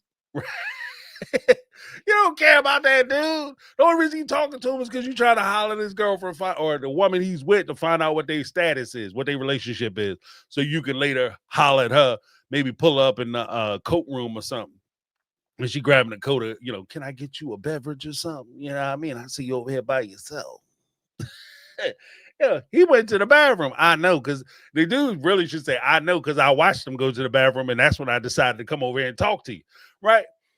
That's what Mary was going through in the beginning of her relationship with Cody. Everybody was her friend. Everybody was trying to talk to her because they wanted to get to Cody and be Cody's friend or you know, get with the new dude. That's what it was. So yeah, she's gonna be jealous. And it's crazy as hell to think that she wasn't. I don't care how much, I don't care what you say. Like again, this goes back to what I was saying earlier. I don't care what you say, it's what you do. If you jealous the whole time, it doesn't matter what you say. You know, this is our faith, and I believe that this is the principle, and we should all live this way because it just makes us better at the end. You can't handle it.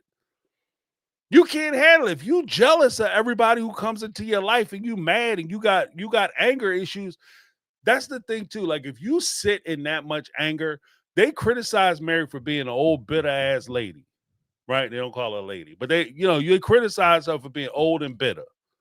But here's the thing. If you sit in that much anger, frustration, resentment for decades, you're going to be bitter. You're going to come off as bitter.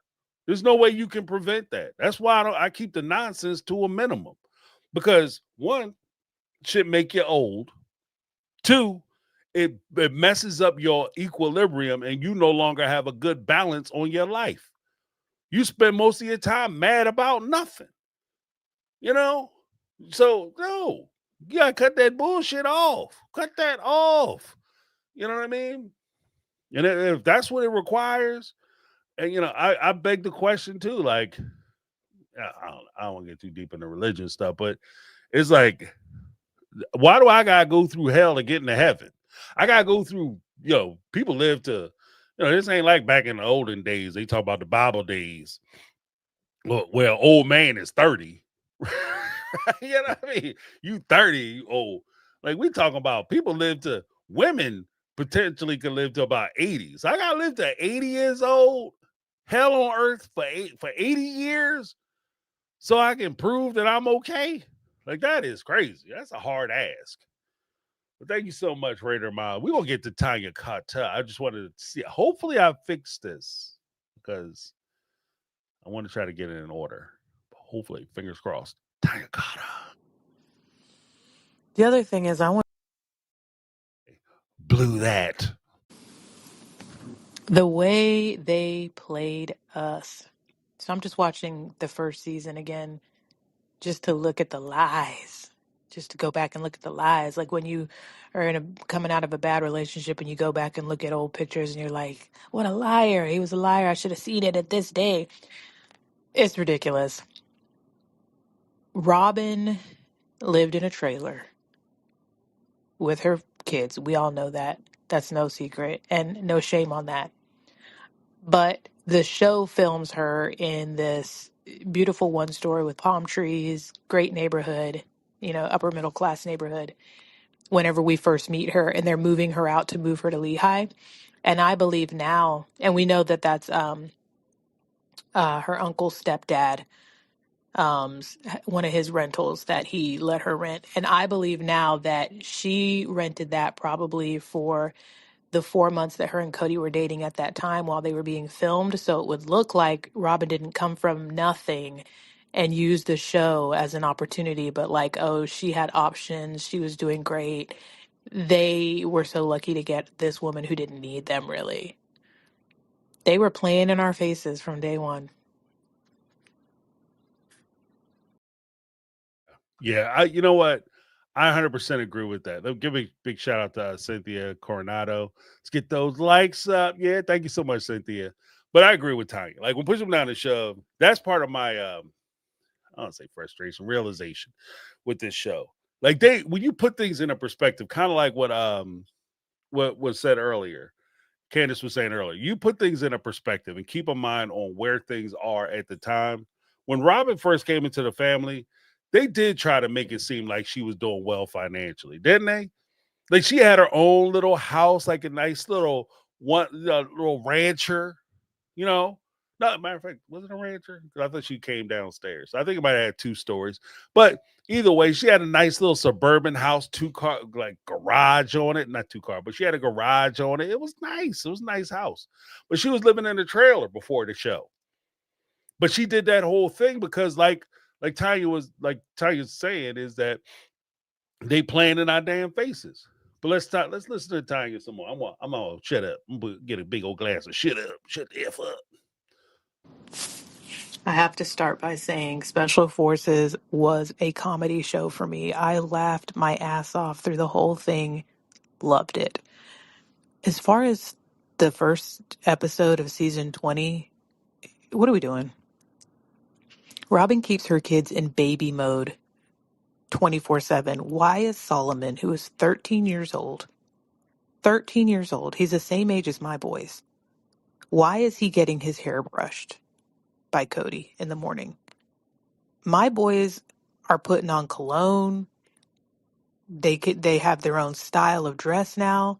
They do their hair because they're mixed, so they've got this curly kind of hair, wavy hair, and they have found products for their hair that they do. I mean, they're little teenagers. Why is he in there brushing his hair? And this just goes on to further prove that Robin babyfies her kids so that they will always be in Cody's good graces. And you're absolutely right. Like, why are we talking about bringing in another wife? That's not going to happen. It's stupid. And it makes me wonder, seriously, what the F is season 21 going to be about? Because this season already seems like a fail to me. I'm bored. And I don't know, people that have never seen it that are watching it, they're probably confused as hell. I agree. I think that at the end of the day, if you have never watched this show, and this is where I kind of do my my analysis from too, as far as the success of Cody's redemption tour. If you've never watched this show before, you have no idea what the hell's going on. You have no idea what's going on. The whole Coyote Pass thing, you don't know the history of Coyote Pass. That's just land. Oh, they're going to split it up 4 ways. The thing that makes Coyote Pass interesting is the fact that they're going to split it up 4 ways when the wives, Christine, Mary, and Janelle, have invested so much more money into Coyote Pass than they're getting out of it. That's what makes it interesting. Unfair as hell and unjust, yes. But that's where the point of interest is. That's what drives that storyline. And if you don't understand that part of it, then it doesn't make a difference. Oh, so they have land and they broke up and they're going to divide it evenly. That's fair. This whole thing, and this is part of where I'm drawing a line. And that's why I'm saying, like, we got to keep the record straight. And I'll put this out as a plea to all the other content creators. Keep the record straight, because what they're going to do, if you've ever dealt, and I mean this genuinely, if you've ever dealt with a liar, somebody who is dishonest as hell, right? Just a bad actor. This is what they do. They operate in the gray areas. That's where they flourish. When you say something, oh well, they do part truths. They do a little bit of truth. They don't do like big, bold, outright colored, big, bold red lies, that you can see from outer space. They take a little bit, one part truth, and mix 2 parts bullshit with whatever story they're telling. That's how they get away with their lies. And that's what's going to happen here. If you look at this story, like I said with Coyote Pass, just Coyote Pass, you have a family that bought a piece of land together. And this is the story that they're going to tell. We, as a family, we bought Coyote Pass together. And now that we're no longer a family, we're going to divide this land up equally. That's fair, right? It sounds fair until you realize that Christine or Mary and Janelle essentially not only paid for Coyote Pass, but they most likely paid for a majority of Coyote Pass Plus. They put in more than they should have put in for that house or for Coyote Pass. Or the money should be washed out. Like whatever Cody and Robin put in, they should give the Coyote Pass to Christine or Mary and Janelle, and they should be able to keep it and walk away with it. That would be fair, right? But that's not what they're doing. That's not what they're doing, and they operate in these gray areas. So we sit here and play like the half truth game and let's keep it cute game, and we'll do the the child support season 21. We're going to do the custody battle, but you're not going to talk about none of the facts in the custody case.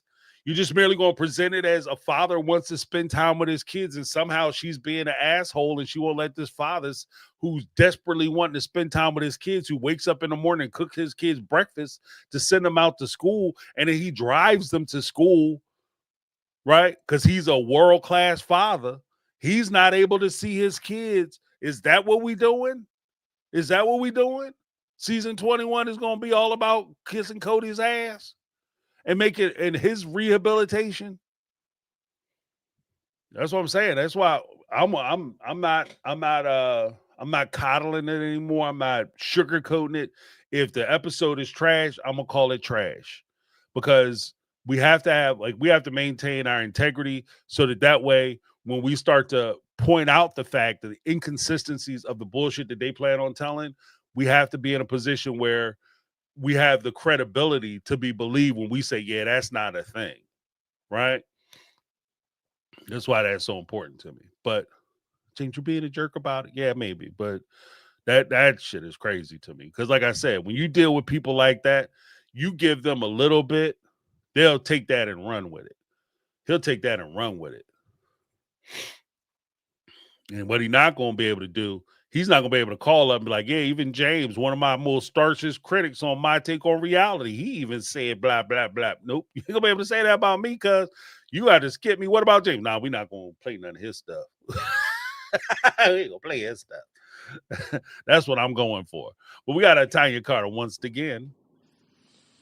The other thing is, I want to know, I'm so baffled, like, what in the hell is season 21 going to be about?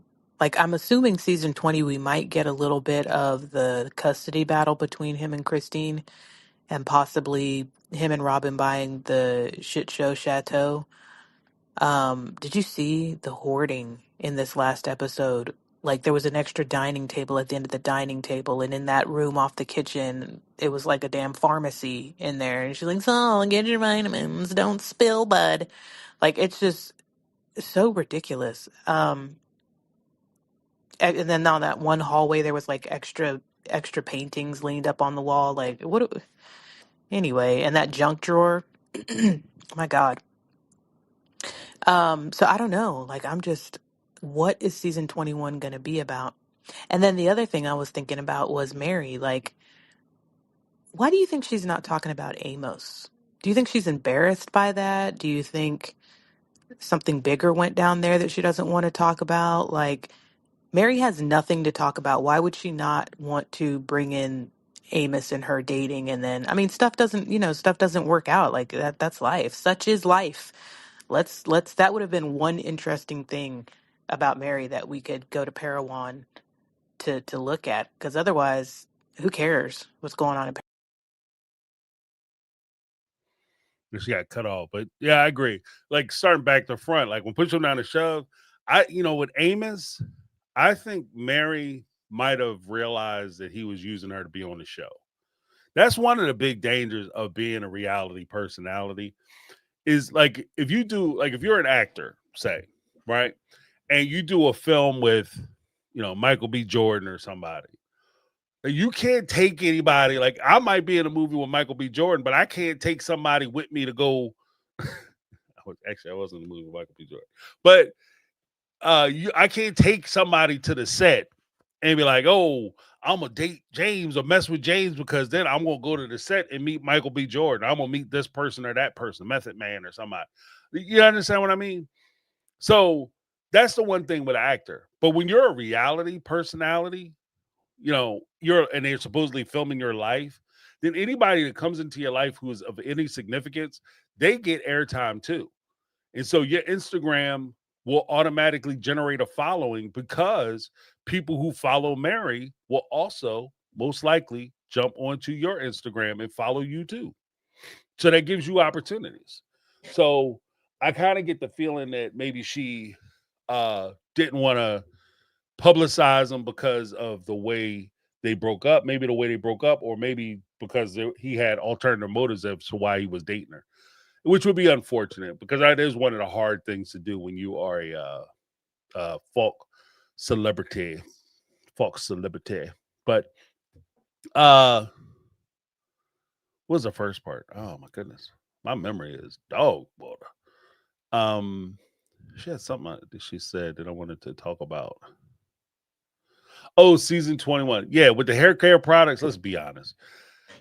When your child, you know, around the time that your kids start liking, and you can always tell when your kids start liking other people, like they start really liking them, not like in a friend way, in that special way where you start getting hair in funny places. In that kind of way, around that time when you start liking people, then all of a sudden, kids get super particular about all these stuff, their hair, their clothes, how they groom themselves, what they got going on, what they want to be involved with. They get super particular. And you can't baby them out of that development. So if Cody, as much work as he supposedly does for his hair, let your son have the opportunity to comb his hair the way he wants to comb his hair and do his hair the way he wants to do his hair. Like the crazy part is, and Wendy front yard, yeah, I was in Creed too. Um, uh, the the crazy part is that um you you look at like say a Hunter.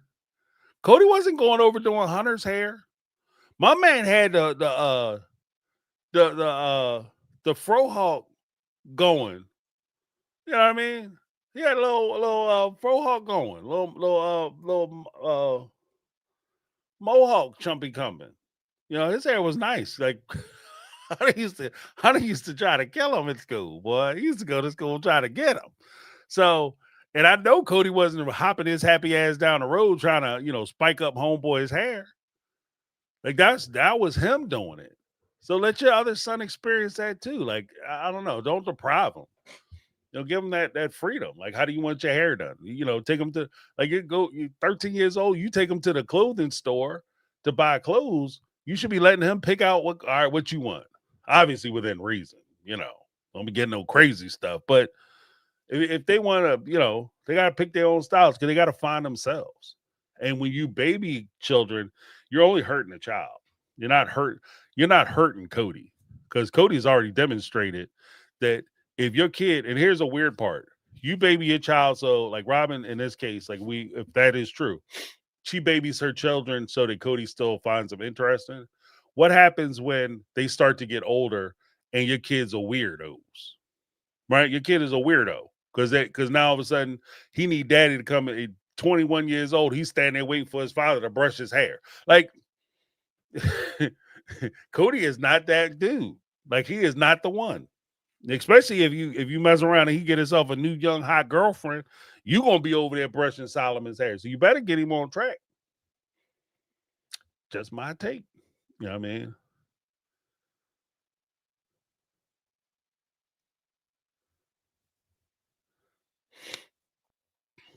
But when it comes to the hair thing like that, you need to straighten him up. Like if he was like, all right, and he walking out, you teach him how to do it. Like you got a cowlick. That's something he gonna live with for the rest of his life. His one hair pop up because it's just going against the grain. He gonna have to learn how to deal with that. Teach him how to do it. That would have been an interesting thing, but it's not so interesting. Standing there watching him brush his son's hair or cook breakfast is about as interesting as watching him brush his teeth. In reality show like parlance, that's what that was. We were watching him brush his teeth. That was straight filler. It doesn't inform us of anything. Nobody who's watching the show is fooled like, oh my gosh, Cody's such a great dad. Like it's just filler. So again, playing in our faces. Candace. Hey James, it's Candace. I'm so aggravated that Cody is calling the OG3 sister witches. After all that has happened, he lost a child, and the mother of that child was gracious enough to let him dig a grave, and it was all part of his show. It had nothing to do with his son. And he is calling them sister witches when one of the mothers of his children is grieving. They're all grieving. The whole entire family is grieving. And this is what this piece of shit and his piece of shit wife are talking about on their date that disgust me with their licking and talking about their sex life. I don't care about your sex life. You're a piece of shit. Anyway, that's what this piece of shit has to say about his, ex-wives. It just shows that Cody has learned nothing. He's just going to be the sleazeball that he is and slither through life the way he does, and he's just disgusting. Anyway, just, wanted to know your thoughts. Oh, there it is. My mic was off.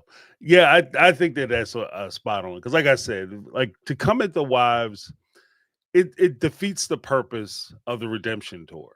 Like the whole purpose of the redemption tour, and I'm sure his team, if he has a PR team, I'm sure they're banging their heads against the wall. Why would you do that? The only way the apologies work is and you get these women off your neck, is if you act like you're above the fray, you're above criticizing them, you're above calling them names, you're above that, and you're trying to move on. That's the only way you can get them to stop talking shit about you. You can't sit there and call them names and then be mad when they sit there and start talking nasty about you. You're just opening the door for them to continue talking nasty about you. It becomes justified, right? If he were to come in and say, look, I love them. I was wrong. I was stupid.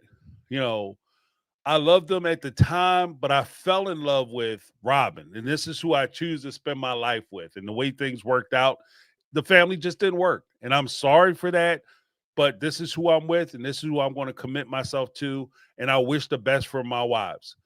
At that point, if they come out and say something about you, you could always play it like, I don't know why you guys are still talking about me. I'm over it. I hope you get over it too and find happiness for yourself, but I'm not going to tear you down and make you look bad. That's the first part. The part that he's failing at is you can't say that and then go back and call them names or give them a tag or a title or a label and do that effectively. Part of the problem why I think he got frustrated because he tried to do it in season 18, where he was saying that he wasn't talking about the wives and why they still talking about him and this, that, and other, but he's still in the throes of treating them and ripping them off. So yeah, they're going to talk about you, but he only heard that they were still talking about you. So why am I being nice? And that's why I think the sister witch comment comes in and he decided to air that out on screen. So yeah, it's a bad move. It's dumb. But then we have a second message from Candace. Hey James, it's Candace again. I was just, I'm on a different tangent now, but Cody, I don't really believe he has anything to heal from with his situation with his family, not even Garrison. He just moves through life, and he's a fame whore. So all he really cares about is making money. And the only thing I really believe he loves above all else is money. And what he loves above money is other people's money. He loves taking other people's money. Cody, to me, he's just a fake, a phony, and he reminds me of the Wizard of Oz. Like, he's just this man pretending to be something he is not. He will never possess authenticity. He's just basically the Wizard of Oz pretending to be this great man that, this good, great man. But when you pull the curtain back, he's nothing. He's just this insecure, anxiety-riddled little guy that has nothing, no substance to him, no soul. And he's just pushing buttons and levers trying to create this illusion. This man is not a good father. I don't believe he's a good father now. I don't believe he's a good husband, not even to Robin. There's nothing to this man. He has nothing to heal from because he doesn't even feel anything towards. Cut off there, but I get what you're saying, Candace. And here's the thing that I would say. One of the hardest parts of this whole thing is, a lot of times it's easy for us to put our mores or ethics on somebody else and try to, this is how they should feel or this is where they are. Here's the thing. The world is filled with bad parents, right? Shit parents. And part of those shit parents are people who just, there are people who choose not to do it or can't do it. There are people who choose not to do it. And then there are a percentage of those people who just don't give a shit, right? There's nothing anybody could do. You can talk to them all day. You can explain to them all you want. You can tell them all the reasons why they should care and why they should be doing and blah, blah, blah. You can run the whole line. But when push comes to shove and rubber meets the road, they don't care. And the crazy part to me is I kind of feel like Cody is in that camp. I feel like he just doesn't care. He doesn't care that the OG wives are upset or he's saying these things to them and the kids are taking it hard and they want to be a part of his life. He doesn't care. He hasn't demonstrated that. And that's why part of the reason why, too, I say that the apology tour won't work, especially with people who've been following the show, is because he hasn't exhibited anything close to him being concerned about how these kids are taking any of this news. I'm out with your mom no more. I don't give a shit. You got to come back to me the way I want you to come to me, and you have to accept the people I want you to accept. What realm does that work in? If you're a parent and I have a terrible relationship with you, and I say I have an estranged wife, me and my wife are estranged, we have kids together, but I have a shit relationship with my kids, and I tell my kids, well, in order for me to have a relationship with you that doesn't exist right now currently, you have to have a relationship with this other woman, this other person. They got to have a relationship with you first. Why would I even go through the trouble of getting to know the person that you with if I don't have a relationship with you? But that's what the standard he used. And we would look at that and say, oh, that's because he cares so much about Robin. Here's another twist. Maybe it's not that he cares so much about Robin. Maybe it's just that he doesn't want to do it. There's a term called poison pill, right? Sometimes lawmakers will use it. They'll come up with a bill or a law, right? And if you want to kill the law, if you want to get rid of it, you just put something in it that people absolutely can't vote for. And that in essence will kill the bill, right? You put a poison pill in it. You can do that with contracts. You can do that with agreements. You can do that with relationships. And if he doesn't really want to have this relationship, he doesn't want to go through the exercise of or trouble or inconvenience of talking to his kids or dealing with his kids, he just puts the poison pill. You guys got to get along with Robin first. And if I feel, and then what standard are you using for us to get along? I can call her, I can talk to her, I can sit in a room with her without cussing her ass out. Like, I've never yelled at her, I haven't screamed at her. I'm not gonna call her no more as long as we have our good relationship. I have no reason to do any of that. What standard are we using? The standard is what he feels like is you being a good son or daughter or a good child to Robin. What's that standard? It's the same as the COVID rules. Janelle was sitting there complaining like, I didn't get those rules until Thanksgiving. We went almost 6-7 months without the damn rules, almost a year without the rules. Then all of a sudden you pop up with a piece of paper at Thanksgiving. I didn't know the rules. Here's the thing. The rules didn't matter because it wasn't about the rules. He just didn't want to come over to your house. That's all it was. And so when he sit there talking about like, we just got to come to terms with the possibility that Cody might just be a shit ass parent. He might be a shit parent to the point where he don't care about these kids. He doesn't care about their happiness. He doesn't care about them, thriving. He doesn't care about any of that, and that's a possibility because not all parents are good parents. YouTube is my time machine. What's going on? Salute.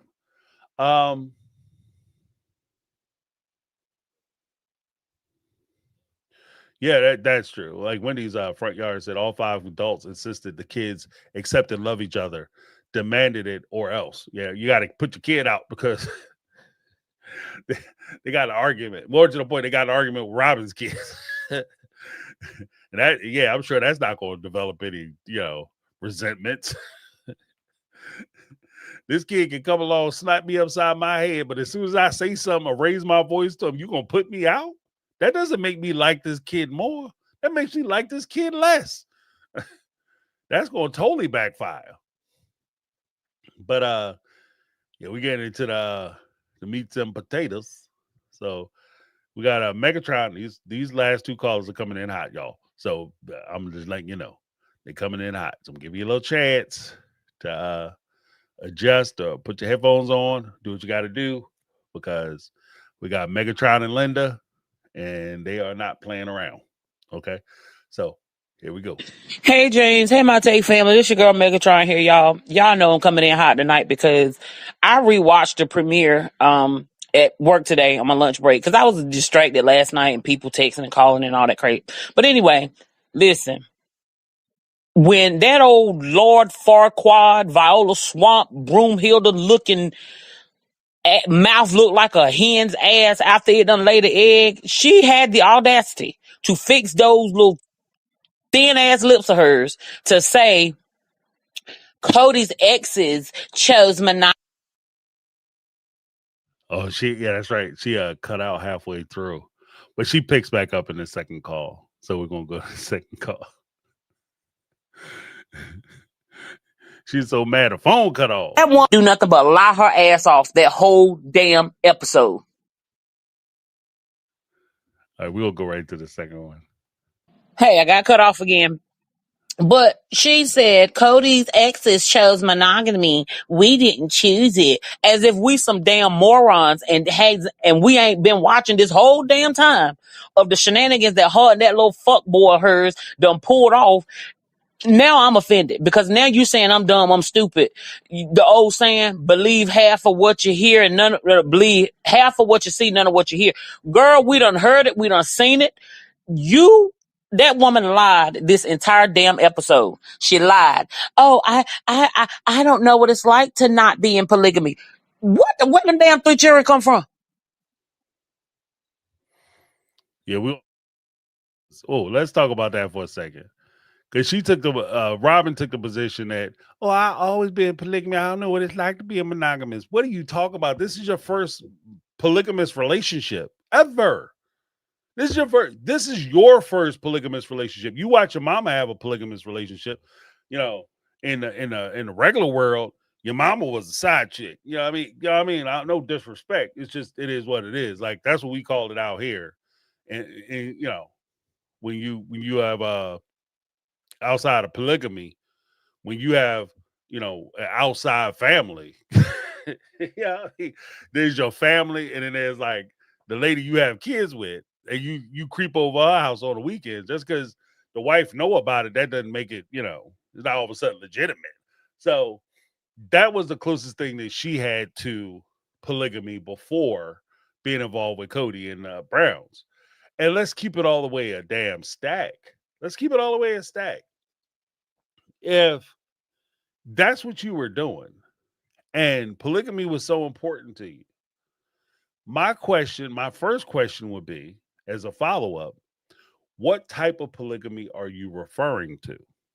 Because your mom didn't practice the equal time, we get equal money, equal attention polygamy. Your mom practiced the we see dad on the weekends, Saturday, Sunday, and Monday through Friday, he with his family. And that's the kind of polygamy that you brought into the Brown family. So you're playing on, and this is, again, this kind of goes back to what Tanya was saying and so many of the other callers prior. This is where they're playing in our faces because you set up parameters of how it's supposed to go in the early seasons of the show. We're all equal partners. We all have a say. We're all powerful and independent and all these things. You set that up in the beginning. Now that we realize that you never lived that, you aren't talking about it. And this again goes back to what I was saying about liars. You take one shot of truth and mix it with a whole pound of bullshit, and that's your story, right? So they're not going to come out and say, yeah, I was, because Cody comes out and says, I did spend equal time at their house. He does tell that full lie. Then he says that I don't know what they're talking about. I was there. Then Robin comes out and says, well, he wasn't in my house, trying to imply that they all had equal time when we know for a fact that wasn't the truth. Because it didn't make sense. The truth makes sense. And the story that they're telling doesn't make sense. So, yeah, I mean, 100%. But let's Megatron, let Megatron cook. And then got the audacity to keep telling the same lie over and over like we don't know it's a damn lie. Girl, we not dumb, we not stupid, we not slow like your ass is, apparently. Because you can't sit here and tell me, you know what? She reminds me of a person. She would pass a polygraph test because she really believed her damn lies. She has convinced herself that lie is the truth. Talking about she never been in a monogamous relationship. Where the hell them damn 3 kids come from? And you were married to that damn man for over 10, 8, 9, however many years you was. This bitch. Megatron is on fire. Well, I'll say this. Just in my experience, the crazy thing about, especially in family court, one of the craziest things to watch is somebody will get up and they have, well, take a step back, strike that, redirect. People go to family court, right? And they have this belief when you get to family court, because it's court, everybody's going to tell the truth. Everybody's going to tell the story. And what some folks expect, usually the custodial parent, what they expect is they're going to get to court and a certain sequence of events have occurred. They know what those events are.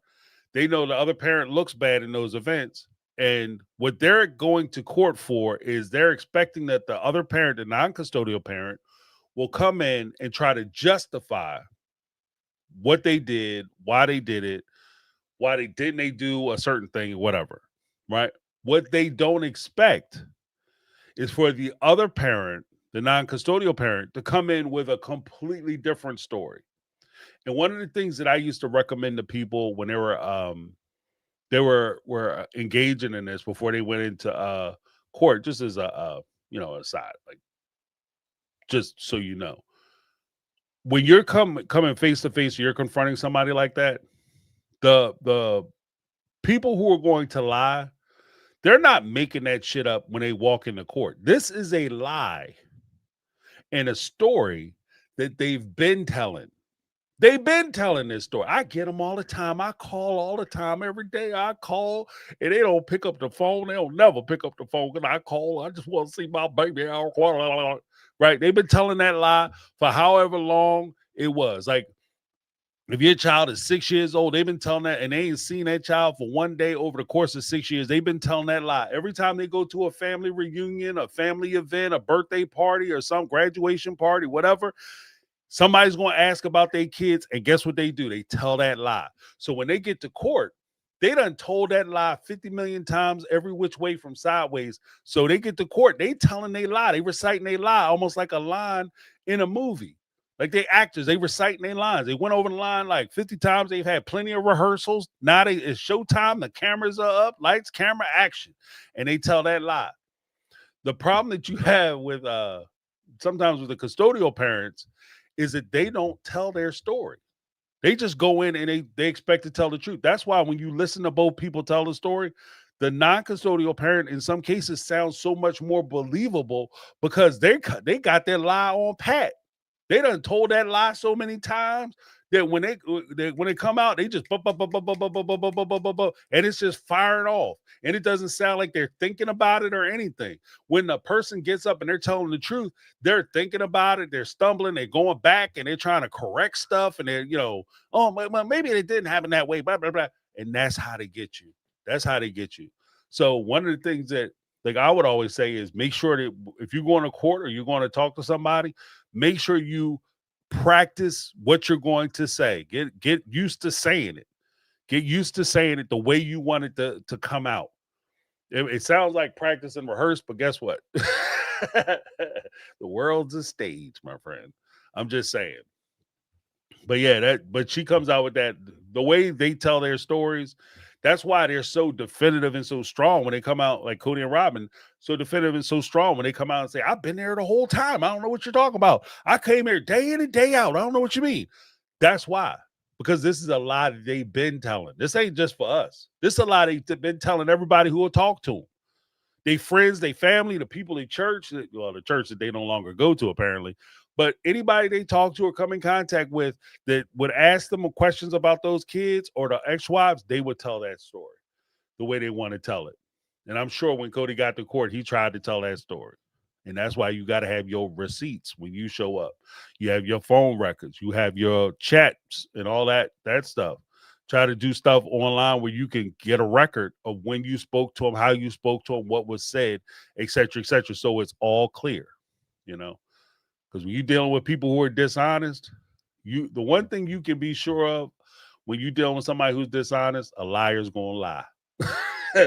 You might not know what they're going to say, but you know damn well that they're going to be truthful, right? So you just got to be ready for it. Here's Megatron wrapping it up. Okay, this is my last one, y'all. I promise you. And then this fuck boy get up there talking about the sister witches. I see now them brothers. Where all them thousands of brothers y'all got amongst yourselves? Well, outside of Janelle. Christine, you need to call your brothers, your nephews, your damn son. Janelle, where your sons at? Where your brothers at? Mary, where the hell y'all sit up here a damn litter of people?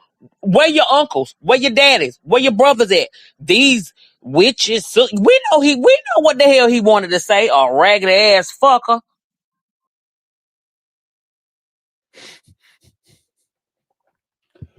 Oh, Megatron.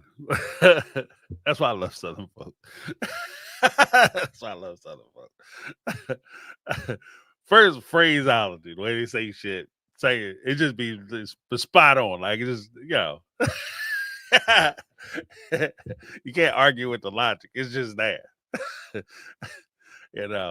But what is Megatron to say? A lie don't care who tell it. That's damn straight. That's an old saying though. That's the truth. That's the truth. A lie don't care who tell it.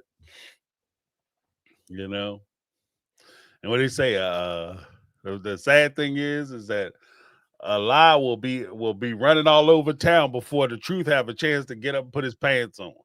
And so yeah, you gotta nail that shit down. That's right. We're all a minute. That's Lizzie B. Here's the jacked up thing about it.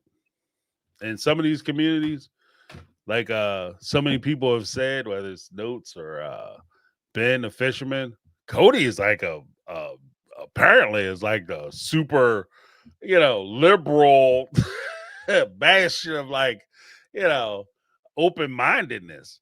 So if he ain't putting his hands on them or acting crazy, like they probably like, well, I mean, I guess they getting off lucky, you know. He just called them names. Wow. He is so progressive. Like, you know, I'm saying, like, it's crazy. Because I mean, there are people would have pulled up on his ass. Like, who you talking to, man?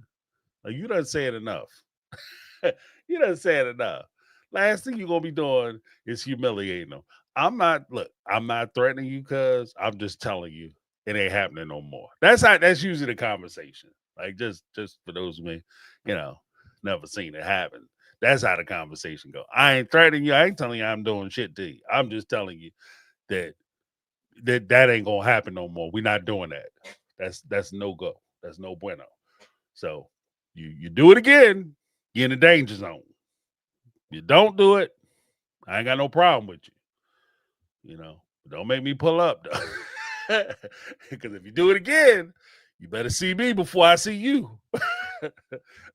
You'll be doing a no handle on that concrete. So just know what it is. I mean, it's just, you know, and I'm not even advocating that, like, you know, they don't even have to go to the violent or physical route. It's just like, no, it just doesn't seem like a whole lot of the guys are standing up and it's just saying what it is. Like, dude, y'all not together anymore. You want to get past it. You, as far as it goes, the victor doesn't have the reason to say anything. You won. You got everything you wanted. You ripped their pockets out. You got them to leave, which is what you were trying to do from the beginning. And if he comes out, Cody, if you ever see this shit, I challenge you, bro. I challenge you. Come on here and explain to me how you didn't force them out. If you, because I know what you're gonna say. You don't know what was going on. You saying I want them to leave. I didn't want them to leave. I want them to stay. I want our family to stay together. You're full of shit. Because when he said that during the look back, bro, you're full of shit. There's no way you think that you can treat a human being the way you treat a human being, especially somebody who's going to sit there and tell a bullshit lie about how, you know, as a person who loves respect, I need respect. I don't need the love. If you can't respect me, you can keep the love and all that shit. If you can honestly say that, if you're a person who knows anything about the realm of respect, you understand that a respect is a two-way street.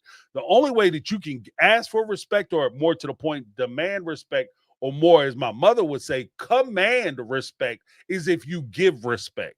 You can't disrespect people and expect them to respect you. You can't treat people like shit and then wonder why they leaving. That's not a thing. So if you want to come on, Cody, I will bring you on. I will demonetize it. I will give you the money from the fucking video. I don't care. But I'm telling you, if you want to have that conversation, we can have that conversation. You or any of your supporters, if you want to have the conversation, let's do it. Because you can't tell me that you can mistreat people and think that that's a viable thing. You understand what I'm saying? Like, that's not real. And if you guys aren't familiar with how the real world works because you grew up in your little community or whatever, let me give you a little education. This is how the real world works. Welcome to it. Welcome out of the matrix, motherfucker. This is how it works. You can't disrespect your wives and treat them like shit and say all kinds of stuff about them and then wonder why they talking crap about you. If you leave a woman, you cheat on a woman, she gonna talk shit about you. I 100%. I'm telling you, look, I've been around a long time, Doc. I'm telling you right now, you cheat on a woman, she is talking shit about you to the day you die. I don't care if you get back together or not. You get back together, she's still gonna be talking. Every once in a while, she's gonna pop one off. You're gonna catch her straight. You're gonna be sitting at the kitchen table, carving your food up, you know. She'll ask, would you like seconds? You'll be like, I would sure love some seconds. She's gonna look you in the face. See, that's your damn problem. You're greedy. Everything's gonna be, you know, it's gonna go right back to it. I'm telling you, she gonna call you all kinds of stuff, bro. That, get used to it. And I don't give a damn what you were saying or how much you put on them or whatever, bruh. That was never going to work. That was never going to work.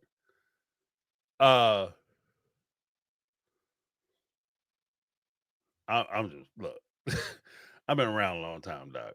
I'm telling you, they ain't gonna talk shit about you. You can, and if you get on here, if you ever get in your mind that you're gonna get on here and tell me, James, but I wasn't cheating because technically they were my wives and she was my wife and blah blah blah, bruh.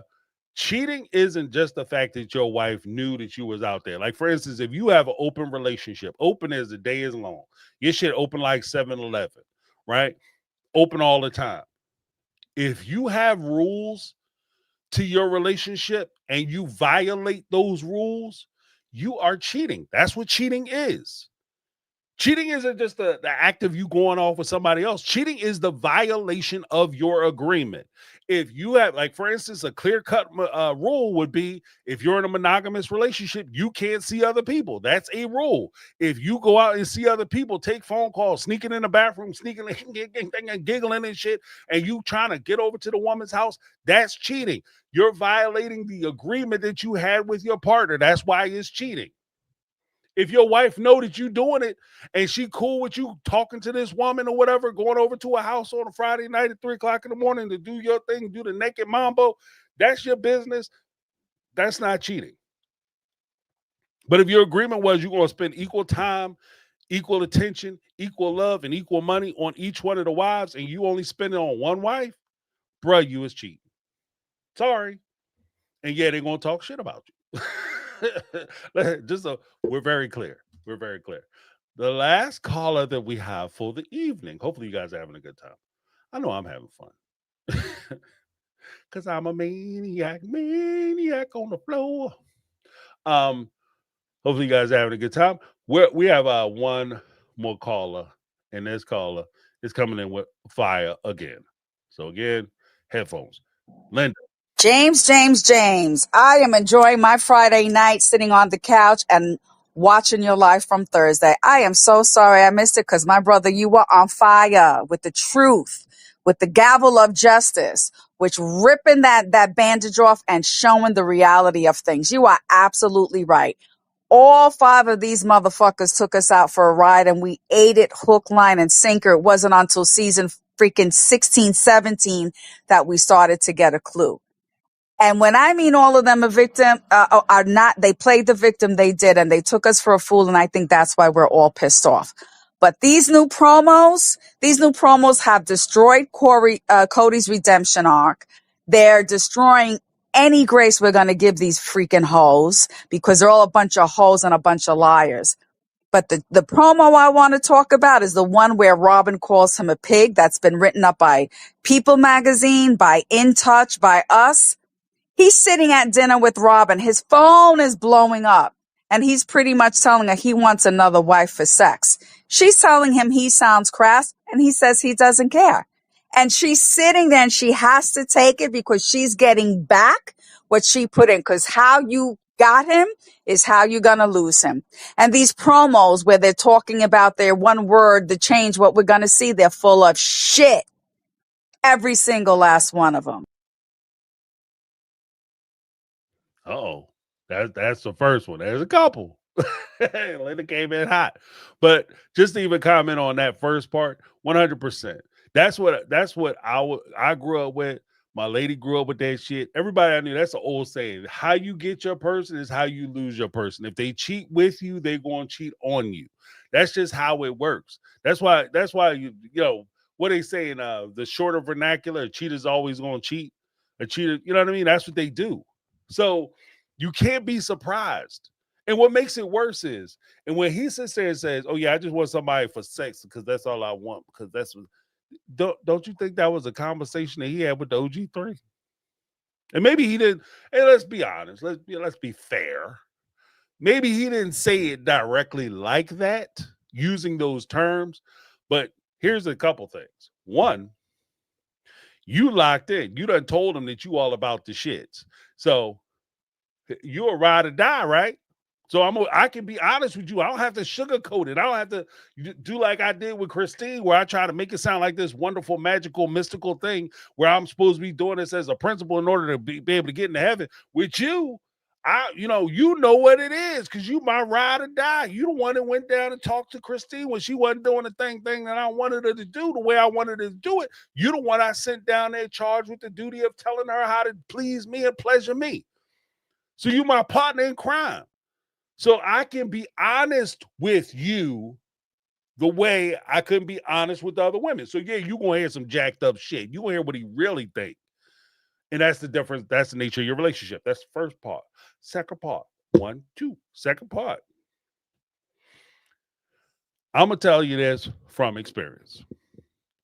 As in this world, as you get older, things start to wear out, right? Whether it's your knees, your back, your eyes, your vision, you wake up in the morning, you're a little sore. Your joints don't work like they used to. They ain't got that good lubrication.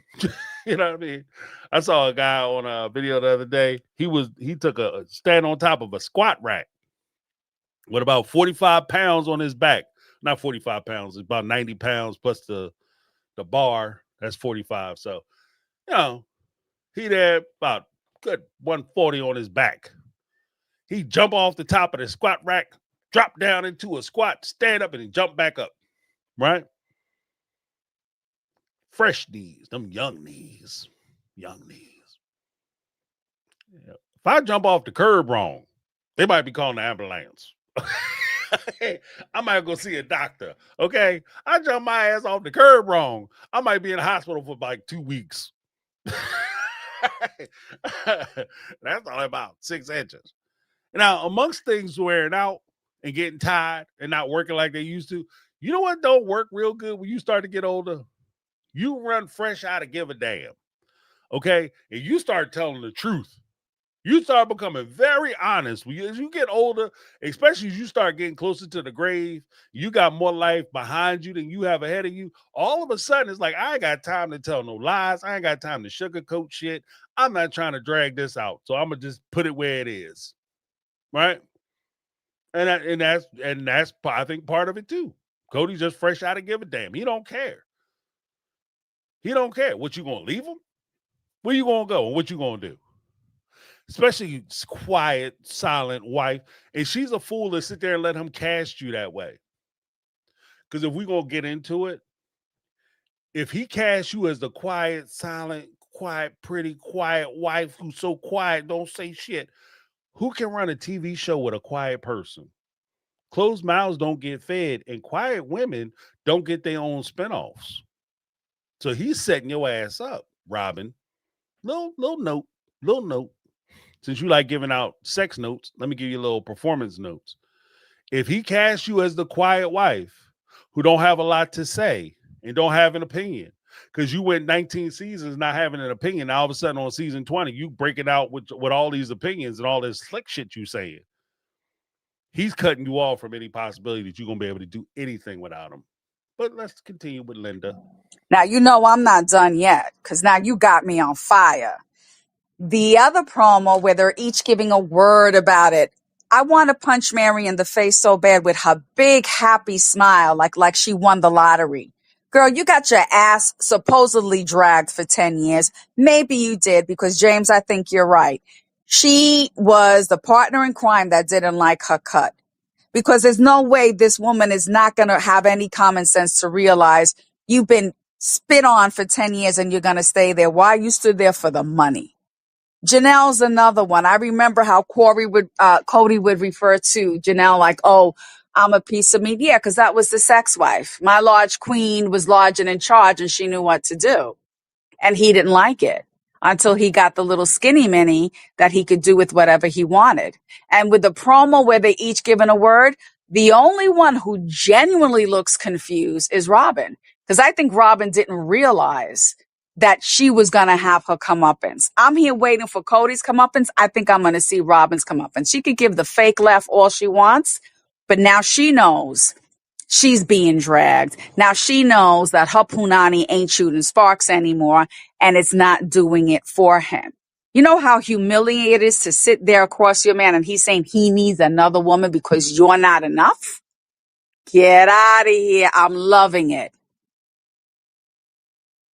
Yeah, that New York came out. Forget about it. I mean, forget about it. He said that. Some dude like, man, some cat sitting there looking at you. And like, look at girl. I mean, we had a good run, but I gotta tell you, your cooch on a crutch. Like this shit is like, you know what I mean? This shit is limping along. Like it needs some help. So how about we get something else? That shit is terrible, Doc. Doc, that's terrible. That is terrible. You telling your wife a coochie on a crutch. What?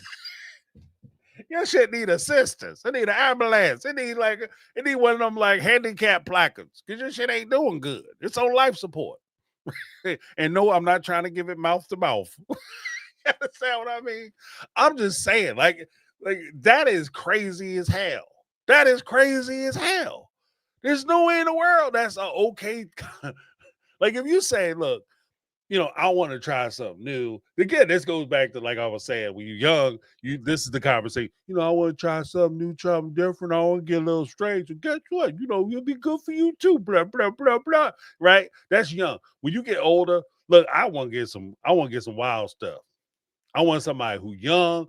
I want to be able to, bendy, stretchy. I don't want to have to wait for them to get warmed up. I don't want them to have to sit and soak in a bathtub to try to loosen their joints up and shit. I want somebody who can jump into a full-on split, no warm-up. That's not you, Robin. I mean, she's like an old player that got benched. We got to bench that ass. It ain't playing right. You ain't throwing a touchdown in I don't know how many days. This is crazy. You can't even show up for practice good. All I smell is Bengay. You know what I mean? Like, and this is also part of the problem too. And this is something I'm gonna get into when we talk about like the monogamy aspect. This is part of the problem when the way you built, because it's not just, and I want to be very clear about this, it's not just about you, how you get your man is how you lose your man, or how you get your people is how you lose your people. That's an important factor. But I also think it's how you build your relationship will determine how your relationship is. How you start is how you finish. So if you build your entire relationship on what you're doing for me physically, then you can't be mad when you can't do those physical things anymore. Or more to the point, when I get tired or get used to you doing those physical things, it's the first couple times you do it. It's, whoa, this is amazing. Can you do it again? Do it again. Oh my goodness, do it again. Right? But after 20 years of me being with you, I'm used to the thing. Okay? You whip the shit out like it's a magic trick. I didn't seen this before. Like you gonna watch, what is it, old David Copperfield shows? He used to be on like regular TV. You do a magic trick. Whoa, make the Statue of Liberty disappear, whatever. This is incredible. This is incredible. That trick only works once. Right? Because the second, third time you see it's like, But if your whole relationship is based on the physical, then when the physical ain't there anymore, your relationship is over. It's just like if your relationship is built on money. When your money is out, your money's run through, you done data. You done ski. You can't expect your wife to stay with you when you broke if she's there for the money from the start. If the whole reason why she hooked up with you from the beginning is because the car you drive, the house you live in, the job you have, and the amount of salary that you bring home, when you lose any one of those things or all those things, you got to expect that your wife is going to start looking elsewhere to move on. And to be honest with you, and even with the whole physical stuff, let's be honest.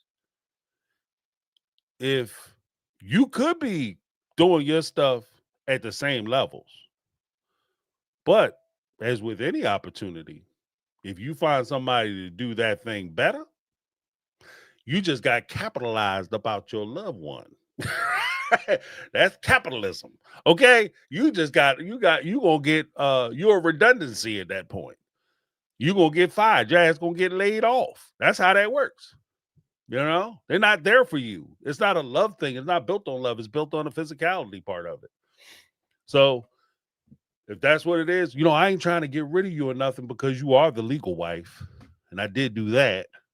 So I can't divorce you. I can't kick you out like I did Christine. I can't cut you off like I did Christine and Janelle, and eventually Mary once we got our legal divorce settled. So he's not going to do it outright. So now he got to come to you and ask you a question. But here's the thing too. Sometimes with some of that stuff, just because he's asking you don't mean that he's waiting for your permission. Those who know. Just because he asks you don't mean he waiting for your permission. He's asking you because he's tired of hiding it. Sometimes that could be the case. He be tired of hiding the shit. Don't want to hide it back no more. He tired of taking them phone calls in the bathroom. He want to sit on the couch, lazy ass on the couch, and talk on the phone when she called. Or he want to tell you straight up. He don't want to have to tell you he going to the gym and then have to try to change his clothes to the gym and have like his little sleepover bag in the car so he can get to the woman's house, do his thing, and then take a shower and jump into the same old sweaty ass clothes he had before. Or you got to go somehow get those clothes wet because you can't come home totally dry. Or you got, oh no, baby, I took a shower at the gym. All of a sudden, you get to the gym. Everybody know, look, you go to the gym, you got that septic smelling ass soap, unless you take your own. And this dude come home, he's smelling like rose petals. Like he over some woman house. Put a rose petal, scented rose petal stuff in the gym. They don't spring for that. I mean, they got that shit'll close your back up. Close your pores up. It should be so cheap. So no. So that's kind of what I would be looking at. Like if my lady came and asked, especially like if your relationship wasn't built on that, no, thank you. There's no way I'm going for that. Because that's the one thing. If you're gonna, like, even with Seeking Sister Wives, if you're gonna do a polygamous relationship or you're gonna open your relationship up, it really helps if your relationship was already open. Technically, their relationship was already open, kind of. But even with their relationship technically being a monogamous or polygamous relationship, technically it wasn't really polygamous because they weren't practicing polygamy. They were practicing side chicks, other outside families. They weren't practicing polygamy. Polygamy is when you equally share your husband and your loved one. That's not what they were doing. So if he gets a new girlfriend, she's gonna have to equally share that thing. Time, attention, and more to the point, his resources. Because we're gonna get into that in the video. I'm telling you, don't miss that video. It's gonna be crazy. All right, this is my third and final one because I'm not sure if I could be for Sunday. But yeah, I've watched that video like 3 times and Robin is mortified. Even though it looks like it was filmed in a restaurant with nobody there because I was just so focused on them. And the first and the half-second time that I watched it, I was a little shocked because it just hit me. Like, this man is telling her you are not enough. It's like your shelf life has expired.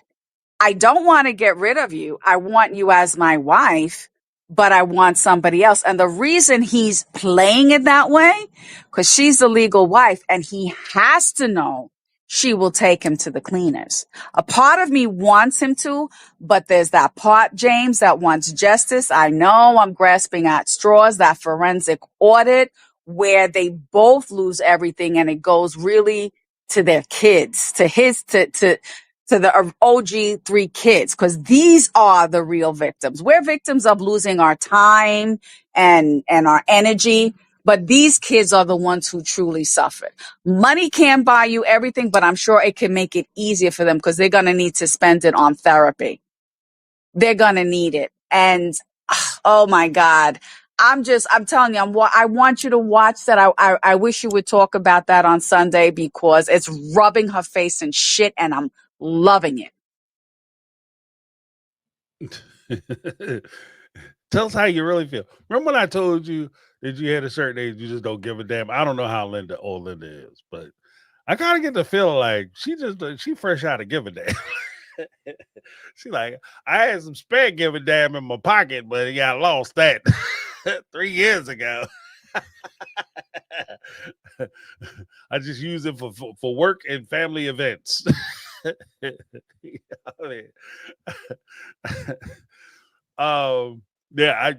it's bang on. But she has one more. Let's get Linda in. Hi, James. Hello, everyone. It's Linda. So I am going to be in the street on the road getting things done, and I won't be able to join. Like I said, I got rid of TLC, but I saw all these scenes from content creators and everything. And I just think Cody doesn't give a rat's ass. He's showing what a piece of garbage he is. I know that the book came out after everything was in the can, but it's almost as if he anticipated this. It's almost like he's answering Christine's book, but I think he does read comments. I think he does read what we write. And he's sort of like rubbing our face in it by showing what a piece of shit he is. The fact that after Garrison's death, he still has not reached out to his children. I think everyone just has to realize he's not a father. He's not a husband. He's just a dude that got into a religion so he can have sex with as many women as he wants. Children are the byproduct. He thinks that's going to get him in heaven, but he's going to burn in hell like the garbage that he is. And I did get to see Special Forces on YouTube so he wouldn't get the ratings. I was just so happy when they told him to shut the fuck up. I think that person spoke for all of us. But there's no redeeming him, and I'm curious to figure out, what is it that you're seeing that we're not seeing? You got my curiosity, Pete. So y'all have a good night. Catch you on the. Oh, that was Linda. Yeah.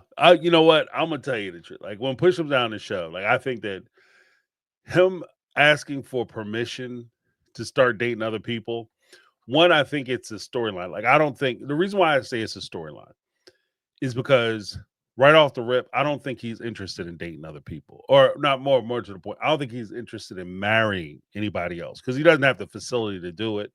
There's no way he could get it done because he's not a part of that church anymore. And he just lost. Technically, he lost a wife for abandonment.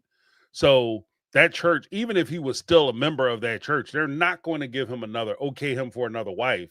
If you just had a wife leave you for abandonment and she was just given I keep forgetting what they call it. It's not a separation, but somebody in the chat will tell me. But yeah, if you a release, like if you are given a release because you're not doing your job with one wife, they're not going to give you another wife, and they certainly aren't going to give you a young wife because we're going to get into that when I do the video. You know what I mean? Because who he wants. Yeah, release. Thank you guys. But yeah, there's no way. So he doesn't have the facility to get another wife. It does sound like to me though, the continual breaching of this contract or conversation, it does sound to me like he's trying to pad the floor for him to be able to go out and start talking to people. So if he's having a conversation with people, he can hit her with the well, look, I've made a connection with this person. I had a calling from them. I felt the testimony that this is somebody who should be in our lives. And I wasn't necessarily going to bring her to you because I didn't want to get your hopes up. And this is the bullshit lie that is already laid out for him to tell. I didn't want to tell you about it or bring it up to you because I don't want to get your hopes up in case it didn't work out, because I know how rough it was for you when we divorced the last three sister witches. I know how tough it was for you. So I'm looking out for you. That's why I was creeping behind your back with this one. Like it's already built in. Like the shit is already there. So do I think that he's trying to get another wife? No. Do I think that he might be padding the ground already for him to be able to step out on her? Yeah. Yeah. Yeah. Because it's built in. It's built into the system.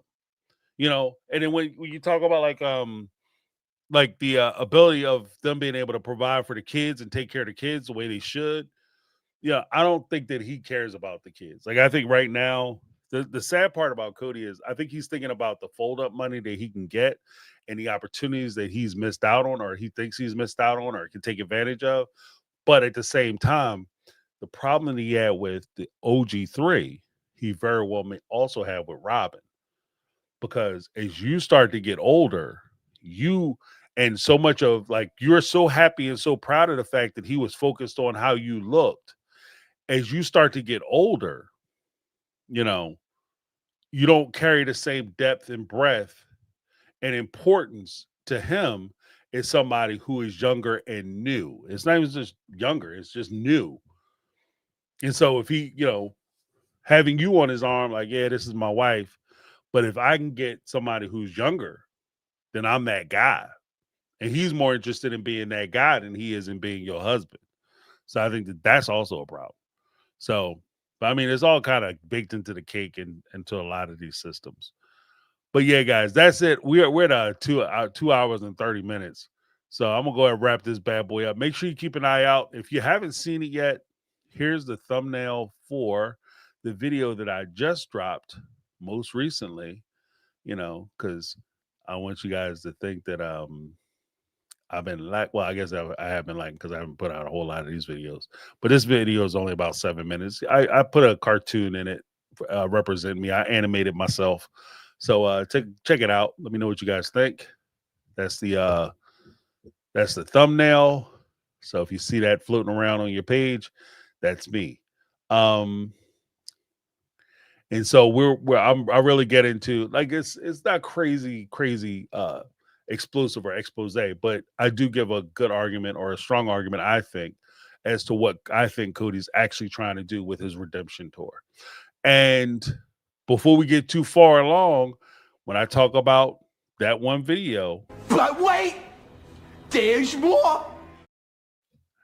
I got more. I'm gonna be dropping another video talking about the whole concept of the monogamy and where I think it's going and all the possibilities. So keep an eye out for that. That should be dropping. I think I'm gonna try to get it out by Saturday, if not Sunday. But keep an eye out for that. What did we have? We had hold on one second. Oh, we had Charlie Patton, $9.99 super chat. Somebody get a hose because Cody and Robin got burned tonight. You, the callers, the people in chat, shit is spicy and oh so delicious. I'm glad you enjoyed it, Charlie Patton. Thank you so much. I appreciate you. That's awesome. Yeah, he got cooked. My man is he feeling a little singed. You're like, I hate when the season starts because it just starts all over again, and I feel so bad all the time. It's so ridiculous. How come they don't like me? Because you're an asshole. That's why. But thank you so much, Charlie Pack.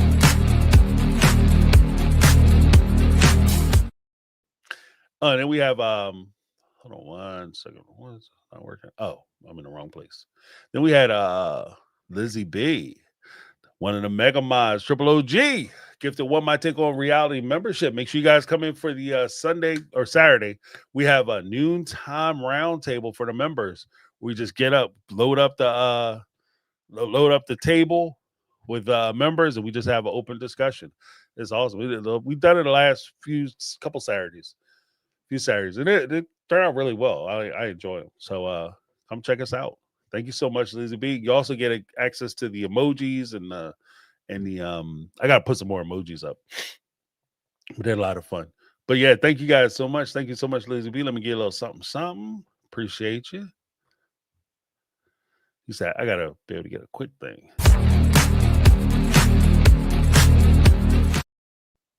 That's awesome. Thank you, Lizzie B.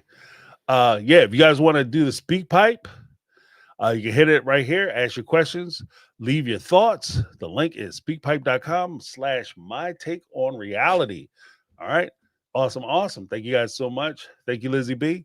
And before we go, let's give a huge shout out and recognition to the moderators. First and foremost, Lizzie B, Caramel Cuties, Brittany Not Brittany, holding down for a player, always on time, right on time, helping me out. Appreciate you guys. Then, of course, we have the callers, Mary Marmolejo, got Sunny Bunny, Tanya Carter, Candace. We had Janet in the house. Of course, we had Linda. Can't forget Megatron up in this joint. We had some bangers, people getting cooked. Cody gonna need therapy just on the speak pipe callers. Then we had Raiders Ma up in the house. Kitty was in here. And then, of course, we had Tanya Carter up in here. Appreciate you guys. And I want to thank everybody in the chat, as well as, let's not forget the super chatters, as well as Lizzie B with the membership gift. Mama Celeste gave 5 My Take on Reality memberships. Appreciate you. Then we had Miss Monica, the new MC Nestor. We had Charlie Patton twice. Then we had that was it. And then everybody, thank you so much. Let me give you all a little something in appreciation for all that you do.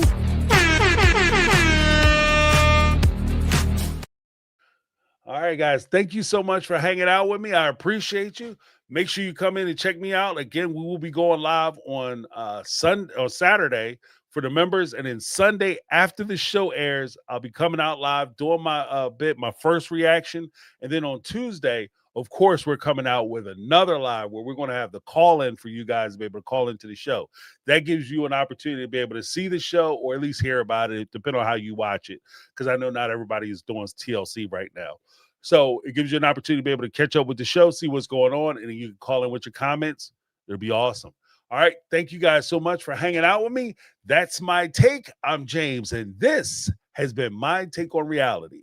And I'm 'Cause I've been living life right like I could just die any minute. Going for a ride down the side, piece, yeah.